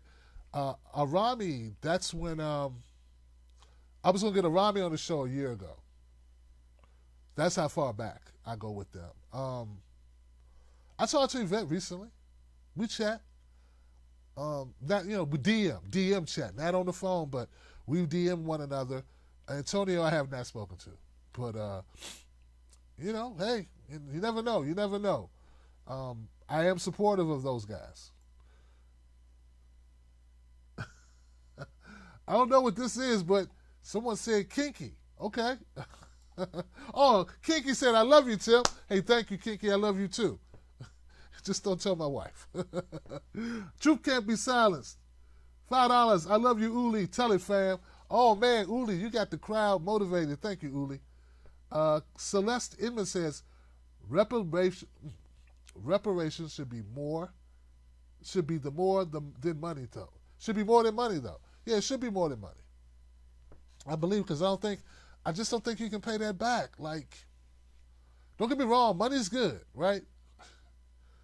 Programs. Man, I remember Marion Barry. At the time, I was living in Maryland, right? I just remember Marion Barry. People say, why did people like Marion Barry? He smoked crack. He smoked crack. He smoked crack. Well, you know what else Marion Barry did, folks? He made sure that like 40% of government contracts went to black small businesses. He made sure of that. Unheard of that he did that. That's one reason why he got elected. Why he kept getting elected. Even though he smoked crack, like Jesse Lee Peterson said. He smoked crack. He smoked crack. He was a crackhead. Jesse Lee Peterson can't even talk. But that's why he kept getting elected. He did things for the black community. He gave summer jobs. I was living in Maryland. I was a high school student, and there were no summer jobs. But if you lived in D.C., you could get a summer job if you were a teenager. He did stuff. That's why. So programs like that are so beneficial, man. It's so important. It's not just money. It's giving people the ability to make money, giving people the ability to change their situation. Next, LW says, thanks, Tim. Here's some love. Keep up the great work. Thank you, LW. I appreciate you. I really do. And I'm going to do my best to keep up the good work. And I'm going to go back to phone calls now. 343, you're live on Freedom Friday. Hey, Tim, it's your buddy Patrick again from Kingston, Ontario, Canada. How you doing tonight, Tim? I'm good. What's on your mind? I just wanted to speak about this slavery that happened with your country and how our country helped you guys get rid of slavery. Well, help the slaves out, essentially, with the Canadian Underground Railroad, essentially going past the border and trying to free you guys and try to help you guys with the oppression and stuff like that. And Canada is not innocent with the slavery, too. We have reparations with the Native people as well. We're trying to do our good with the Native people as well. But unfortunately, Trudeau was one of those neoliberal types that would sell you out for a dime, and he would expand the pipelines around BC and British Columbia and Alberta and stuff like that. So we have our own issues. And if you've been following the Canadian news this week, Trudeau is in a major scandal himself, and a lot of people have asked him to resign. And it's about over SNC Lavalin company in Quebec trying to save jobs, but he would do it illegally. And a lot of people are very upset, saying he's corrupt. He took political donations to keep the silence. He told the judge to not do anything in regards to this scandal. So a lot of politicians, Elizabeth May, our Green Member Party, has told Trudeau to step down. Same with the NDP, which is now my party, official party rising that I believe in now for progressive politics and Scheer. And Maxime Bernier has decided to say, step down. We're trying to work our best and try to get everybody in time with corruption. And as well, we're trying to make sure that Native people are taken care of too, but that we're not imposing pipelines onto their land and stuff like that. And I just want to say that in also regards to like Medicare for All and Bernie Sanders, you need someone like from Canada to influence to help you guys out with policies to explain about universal health care and other policies as well with like anti-war, because Trudeau is still in lockstep with Trump about Iran and Venezuela, and there might be 2 more wars that Trump will start because of Bolton and Pompeo, and I really don't want our Canadian soldiers involved in Trump's policies in regards to foreign policy. So in regards to the Medicare for All thing and about surgeries and stuff like that, as you know, that I had thyroid surgery about a month ago in February. I found out earlier today that my other section of my other thyroid, my left section, will be removed later on this month. They found an anomaly actually in my right thyroid that they took out. So they took out the sample and had it looked after. So the left node of my thyroid's been removed, so I won't have any thyroid whatsoever. So it's a smaller section, but they want to remove it just in case because I don't know. So what I'm trying to state for your policy for America, for Medicare for All, is to have the surgery paid for, not out of pocket, but for the government to control that and not having you guys enslaved with a system like insurance companies telling you who to see and, to get it to pay out of pocket because it's too expensive for you guys. And I really want you guys away from that system to a better system that Bernie Sanders would love to be implementing, and it's single payer health care system. So anyways, you have yourself a great weekend there, Tim, and keep on fighting the good fight. I know it's tough, and I believe in reparations as well because Canadians helped you out with the Canadian Underground Railroad way back in the Civil War to free the slaves from the South to get you guys to the North. But unfortunately, us Canadians, we are not innocent either. We've done some shady things to Black people, to Jewish people, and we've done some shady things to Native people as well. There's still expanded pipelines up north. So anyways, you have yourself a great weekend there, Tim, and keep on fighting the good fight, and Medicare for All is the way to go. And go Bernie, go, or Tulsi. Anti-war, Medicare for All, everything else. Go for the gusto. Have a great weekend. And you too, Pat, man. Thank you for the phone call, brother. Yeah. 808. 808. You're live on Freedom Friday. What's your name and what's your comment? Hi, this is Scott, and I had a few different things that I wanted to think about. The 14th Amendment says that we must treat everybody equally and have any program work for everybody. That is the same amendment that they repealed the 13th with, and so that kind of holds us back from doing reparations for any given group. And then the other thing that really bugs me about this gotcha question for Bernie is that laws like reparations, Medicare for all these things, these happen in Congress. The president signs them. Why are we discussing congressional issues with who we're going to have for president? You know what I'm saying? It's like we're focusing on the wrong thing here. What can a president do? President can go to war. President signs executive orders, does the executive branch. He can say free people from federal jails. They're kind of really limited in their power, and that's kind of where we got with Obama. He promised us a world, but he couldn't do that as president. It's the Congress that does those things. And what we need to do is elect Congress people that want to pass these programs and have somebody that will sign them. You hear what I'm saying, Tim? Yeah, I hear what you're saying, Scott. All right, Scott. Scott says, don't talk to presidents about your problems. Talk to Congress. All right, Scott. Scott forgets we just had a president, Trump. How many executive orders did he just sign? Like, he signed like a whole grocery list of stuff. Presidents do have a lot of power, brother. And they also can, they can tell their Congress to get out there and get certain things done. Like, a president on your side, it's a big deal. What are you talking about? Look at the wall. Look at this shit with the wall right now. That's because of Trump. Goodness gracious. DACA. You name it. Look at Obama with the Marriage Equality Act. Look at that. That was Obama, man. So, like, of course you need somebody to whip the votes. You do. But there's a lot a president can do. And you wouldn't want a president to be on board. And for you to say that, you know, we can't do reparations, we cut a check to Israel every year, brother. We cut that check every year. So there's a way to get things done if we really want to get it done.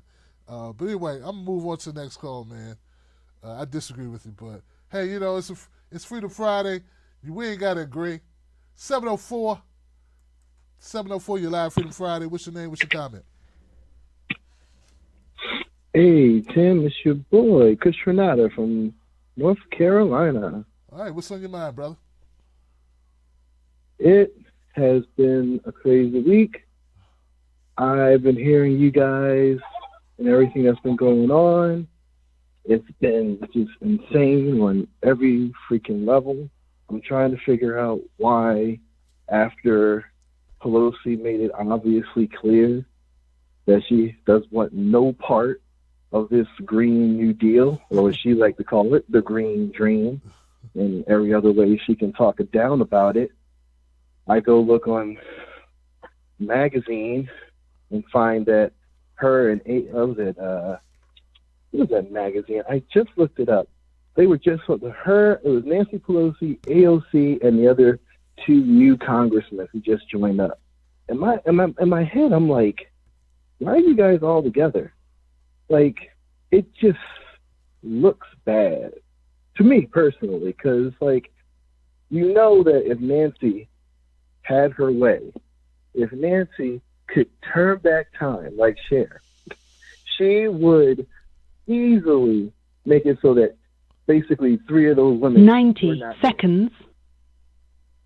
Especially AOC, for taking away Crowley. You're telling me that Nancy, for 1 second, wouldn't be so happy to get Crowley back and have Alexandria back in those bars working in New York? Please. And then to have her, you know, just, she's not, like, it's weird because it's just like the entrenched establishment. They get 60 seconds. Speak down to you. They get to call what you have bull crap. They get to make these sly remarks, and then Joy Behar and Stephen Colbert and all these other people get to cover for them and say, they're just making jokes, they're just making light of it, they're seniors, they know what they're talking about. Yeah, they've been here for a long time. Doesn't mean that they know what they're doing. I mean, we're still trying to figure out how the hell who's going to beat Trump. And he was supposed to be the easiest, most beatable candidate ever. And to look at all the candidates we currently have, let's see. I don't even know why Joe Biden's running. I mean, all Trump has to do is just talk about all those pictures of him being Uncle Touchy-Feely, and that should probably make 10 seconds. Iffy for him right there. Kamala Harris, that whole situation with Willie Brown, like, do you really want that being shoved through the media for about a good year, a good 18 months, Kamala? I don't think so. I mean, that was kind of fucking shady. Like, you date somebody 30 years your senior, and then all of a sudden all these doors start opening for you? I'm not saying she's a hoe. I'm just saying Kamala might have hoe tendencies. That's all I'm saying. Now, when you're talking about, let's see, Gillibrand, honestly, do a room of like random people anywhere in America. Get like 50 people in a room and say, do you know who Kristen Gillibrand is? And see how many hands come up. You have your pretty much idea of where she's going to be in the race in about a couple more months. I'm just being honest with you. Cory Booker, I don't really have good faith in a guy who gets a good portion of his donor money from the same people that Mitch McConnell does. Just saying. Let's see. Oh, another thing. With like Tulsi Gabbard and Bernie Sanders, like we all know at this point that they are the front runners. But as we all know, we got to play this little game of all of the politicians and all of the morning show people and the late night show people and the CNN and the MSNBC saying, oh, it's this person and it's that person. And it's someone who's not even in the race yet, but if they join, they're going to be over Bernie and over Tulsi. And I'm just like, they really do enjoy losing. They do. Because think about it. At the end of the day, it doesn't hurt them. Everyone who's telling you that they think that Cory Booker has a chance and has a straight face at the end, they aren't going to get hurt by it because they're above it all. Because they can afford their children's health care. That's like Feinstein told those kids. She has grandkids. And what those kids from the something movement, what they don't understand is, unfortunately, Feinstein, her old ass, who should have been gone a long time ago, her grandchildren, in her mind, are going to be fine because they're going to have her money. They're going to have her power, her influence. Just like there should be no reason why I should be seeing McCain's daughter on TV for any reason. She has no purpose. She has about as much knowledge about politics, honestly, firsthand, as any one of us listening in on this show right now. The only difference is she won the sperm lottery, and she managed to trickle her way out of McCain's dick, and now 30-some years later, she's on The View. So I'm just going to leave it as this, Tim.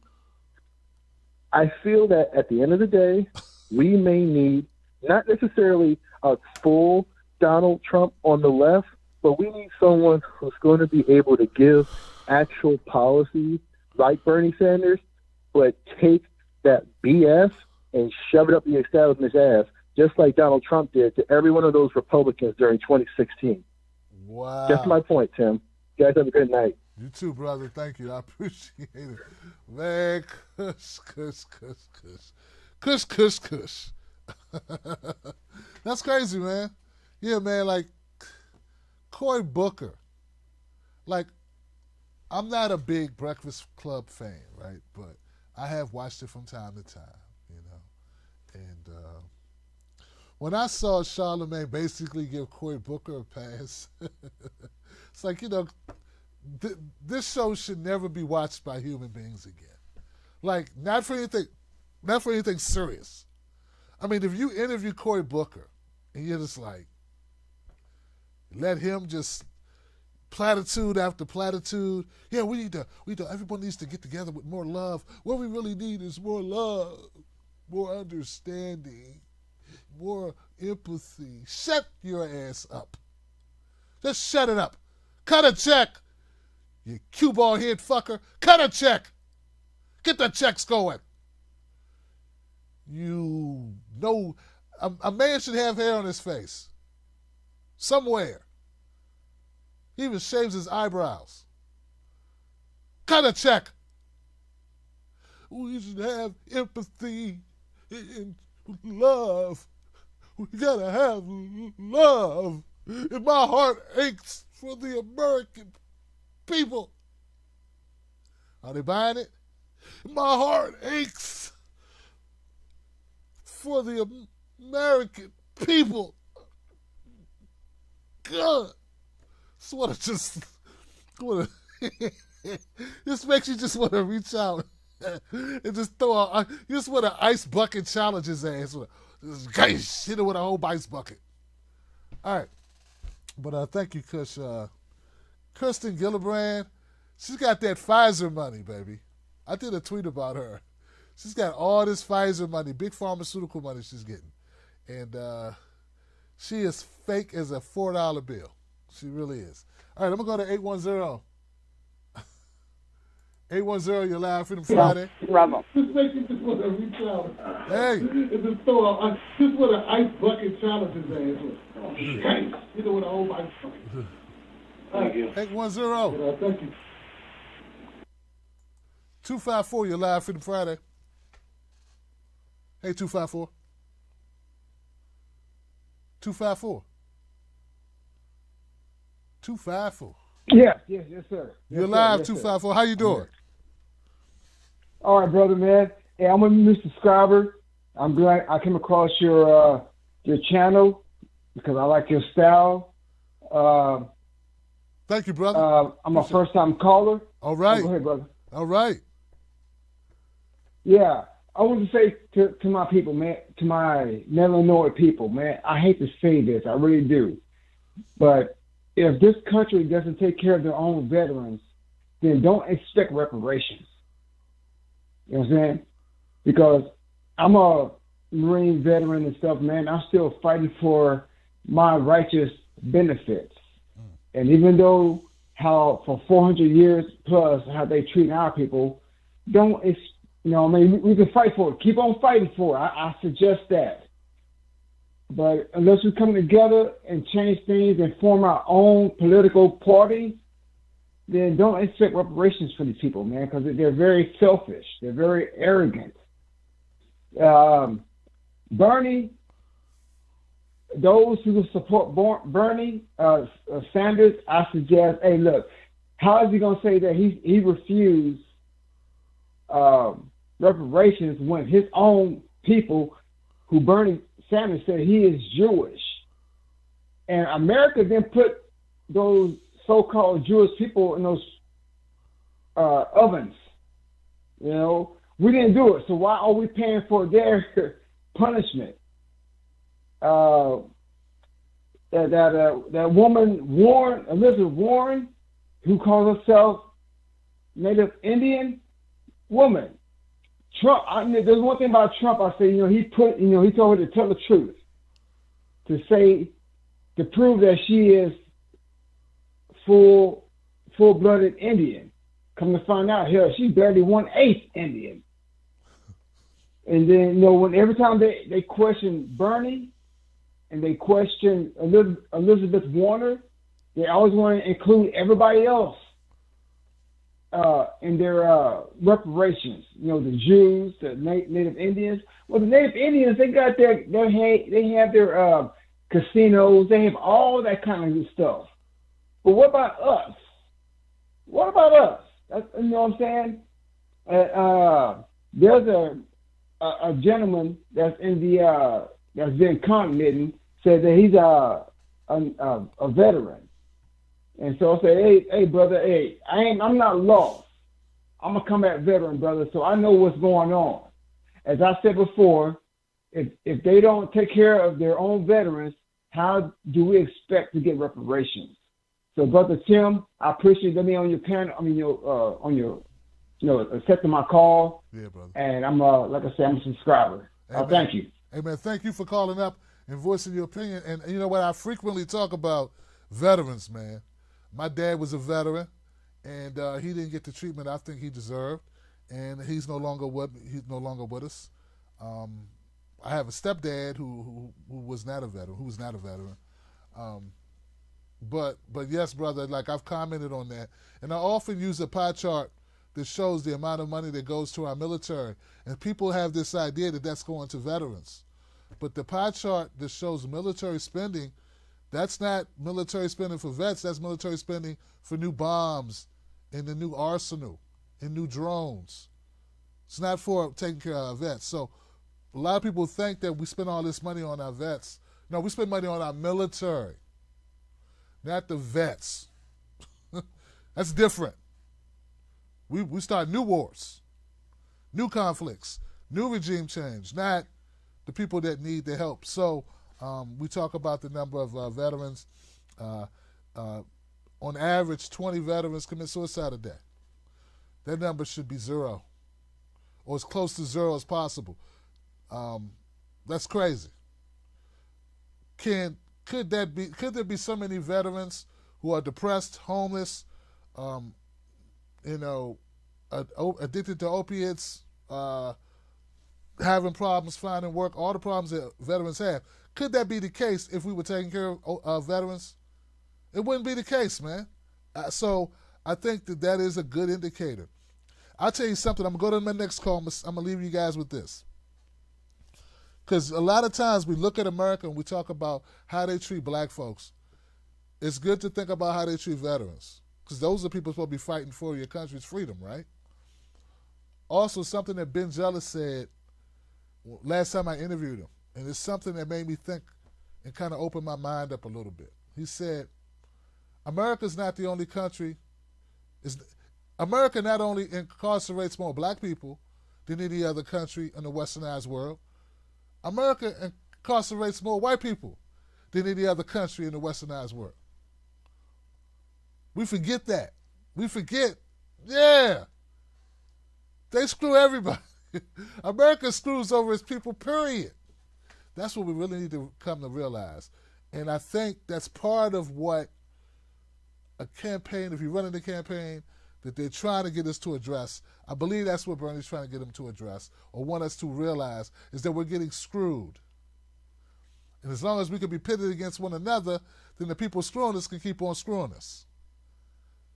Get what I'm saying? So, yeah. And I also feel really good about Tulsi Gabbard's campaign. I have been in talks with them about certain issues, and they are open to dialogue. So that's great that Tulsi Gabbard's campaign has been open to that kind of conversation. So I really appreciate those guys. I haven't heard back from Bernie's people, but Tulsi Gabbard and her people are very open. So let me go to another call, man. I appreciate the call, and welcome that new caller to the group, y'all.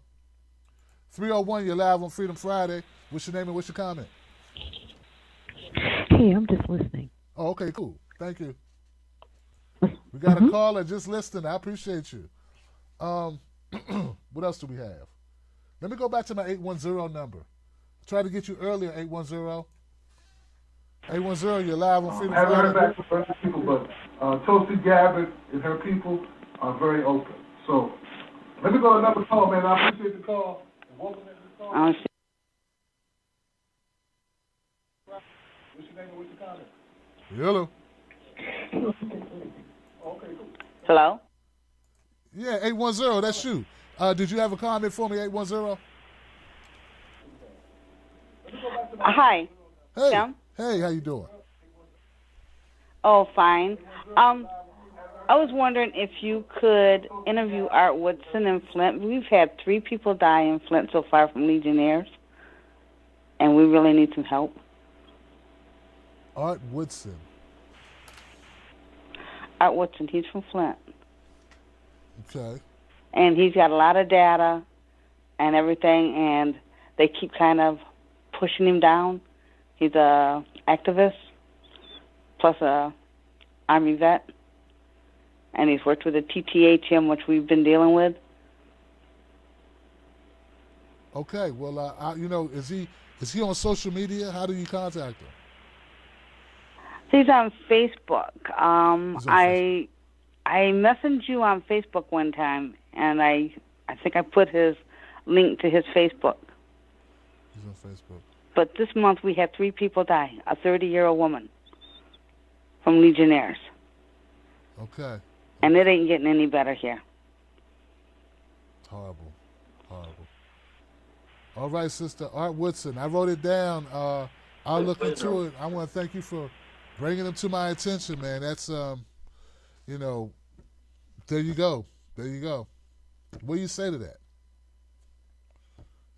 What do you say to that? I don't even know what to say. This is horrible. Legionnaire's disease. There you go.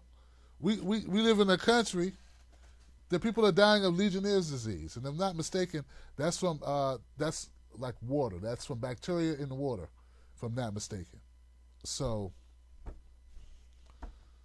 that's third world problems in the most, as they say, the richest country in the history of countries. People who don't even have clean water. And the sister called up and sat on the phone for I don't know how long just to tell me that no one's interviewing this guy, and he has data about the people dying in Flint, and no one's giving him a platform. So she's reduced to like calling up a YouTube show. On I'm on Roku as well, and Facebook, but Art Woodson and this story should be really on CNN, but instead they want to talk about Michael Cohen. Right? They want to talk about Jussie Smollett. They want to talk about, I don't know, a myriad of things. So, but to answer your question, my friend, sister, yes, I will interview him. I'm in the process now. I'm going to be rolling out a new show. Well, it's not a new show. I'm bringing another show back. It's called Coffee with Tim Black. That's the show I'm going to bring back. And it's going to be streaming during the day. I'm going to pick which days. I'm thinking Wednesday on JNF, which is justinformed.com. So, guys, justinformed.com will exclusively carry my Coffee with Tim Black show. All right? justinformed.com. So please go to justinformed.com, become a member. All right? Do it now, because as I roll this out, I want people to be able to watch the show on that platform. We got a great chat system worked out. We own that platform. Suzanne Murphy and I own that platform. So there'll be no shadow banning. There will be no, your account is locked just because you posted a picture of Bernie or whatever, okay? Or because you said, what about Palestinians, right? So we know what goes on these other platforms. It's horrific, right? So go to justinformed.com, justinformed.com, and I just want to make sure people know about this.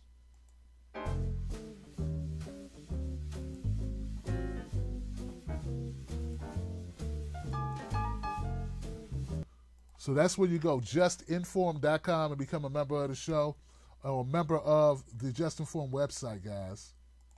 All right? All right. I just want to make sure all my people know about it.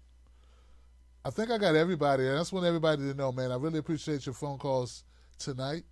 I just, you guys have been fantastic, and we had different comments, but I think I got to give a big shout out to Uli, because I think Uli really ripped it tonight. Thank you, Uli, so much for your insight, your information.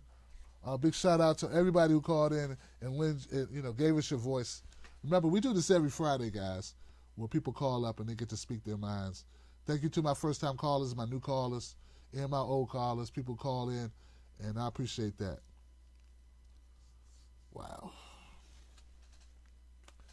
I mean, isn't it just a travesty that we have people suffering and still suffering in Flint? They're still suffering in Flint. Excuse me, guys. I also want to recommend that everybody check out Michael Moore's 11.9 Fahrenheit. 11.9 Fahrenheit. Please check that out. Because I'm going to tell you guys, when I watched it, at first I was pretty pissed off because I felt like Michael Moore was giving President Obama a pass. But he does place blame on Obama for Flint. And I was like, wow. That took guts for Michael Moore to do it, because it's anything, like anybody can bash Trump. Okay? Anybody can bash Trump for a myriad, whatever they want to bash him for. It's very acceptable. You run no risk at all if you're bashing Trump. Okay?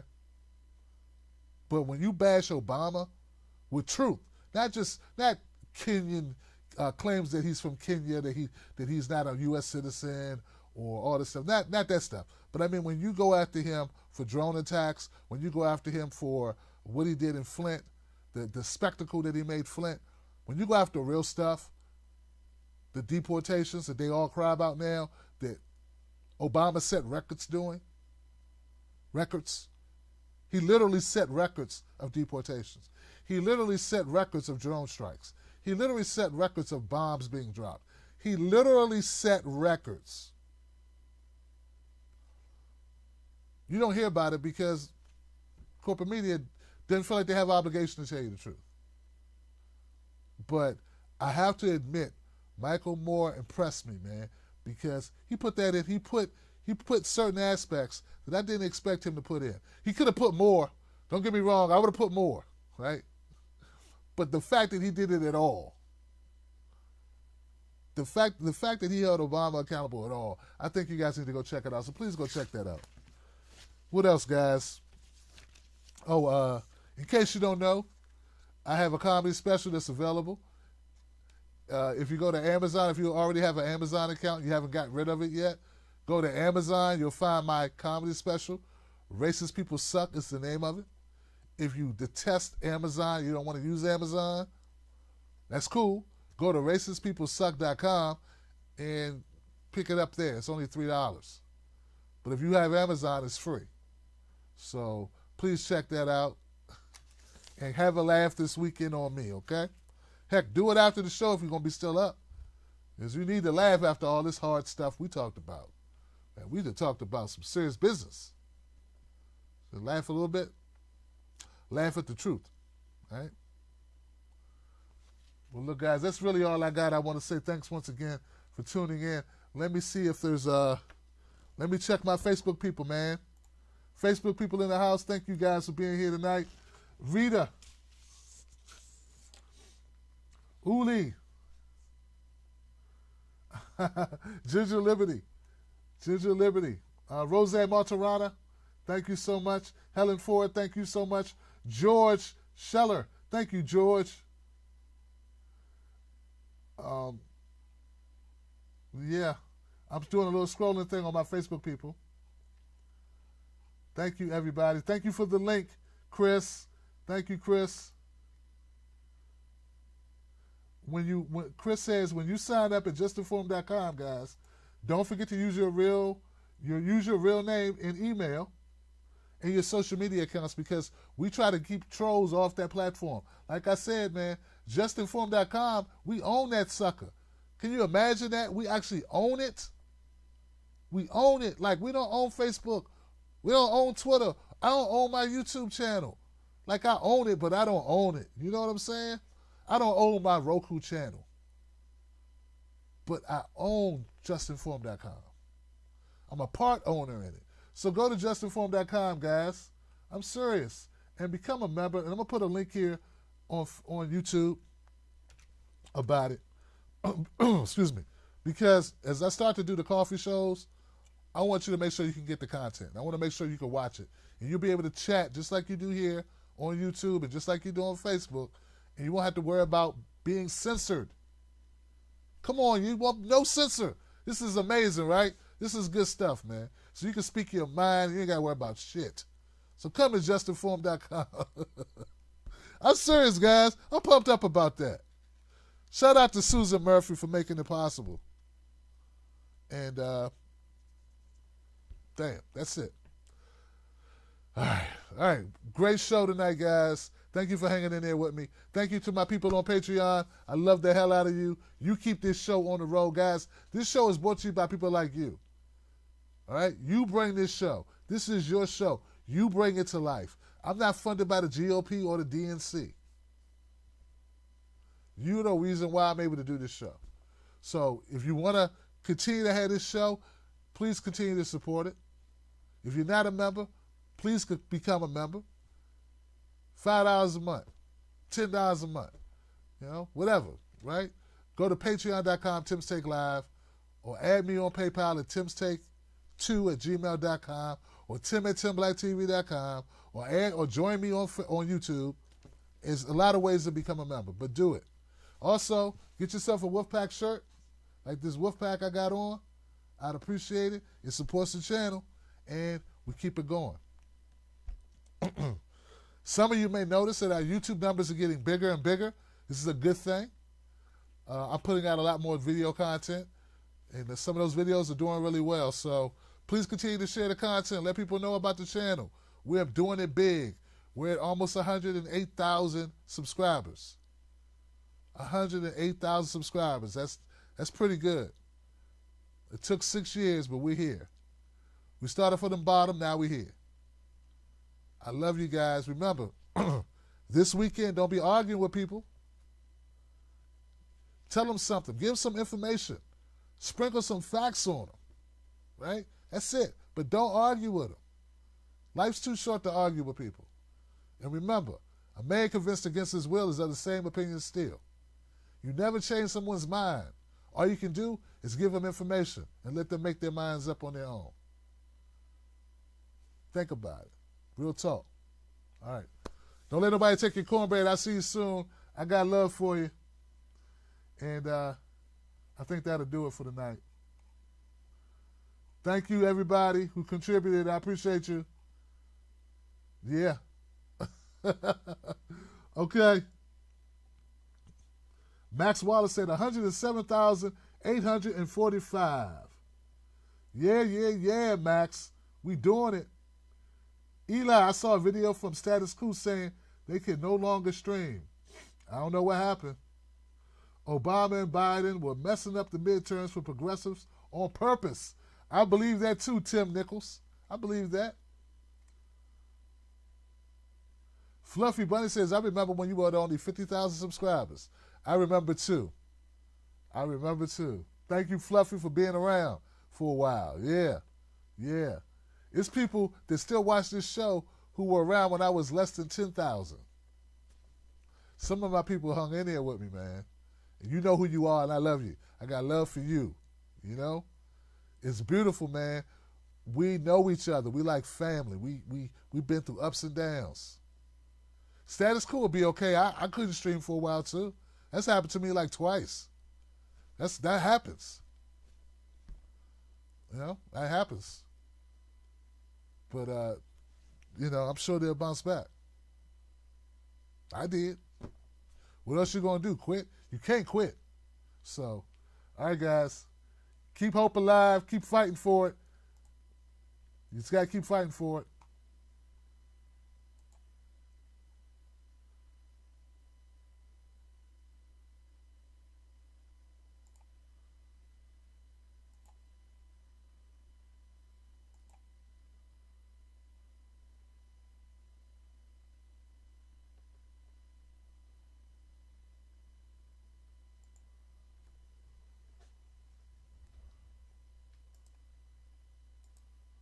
Look, man, I ain't falling for no banana in my tailpipe.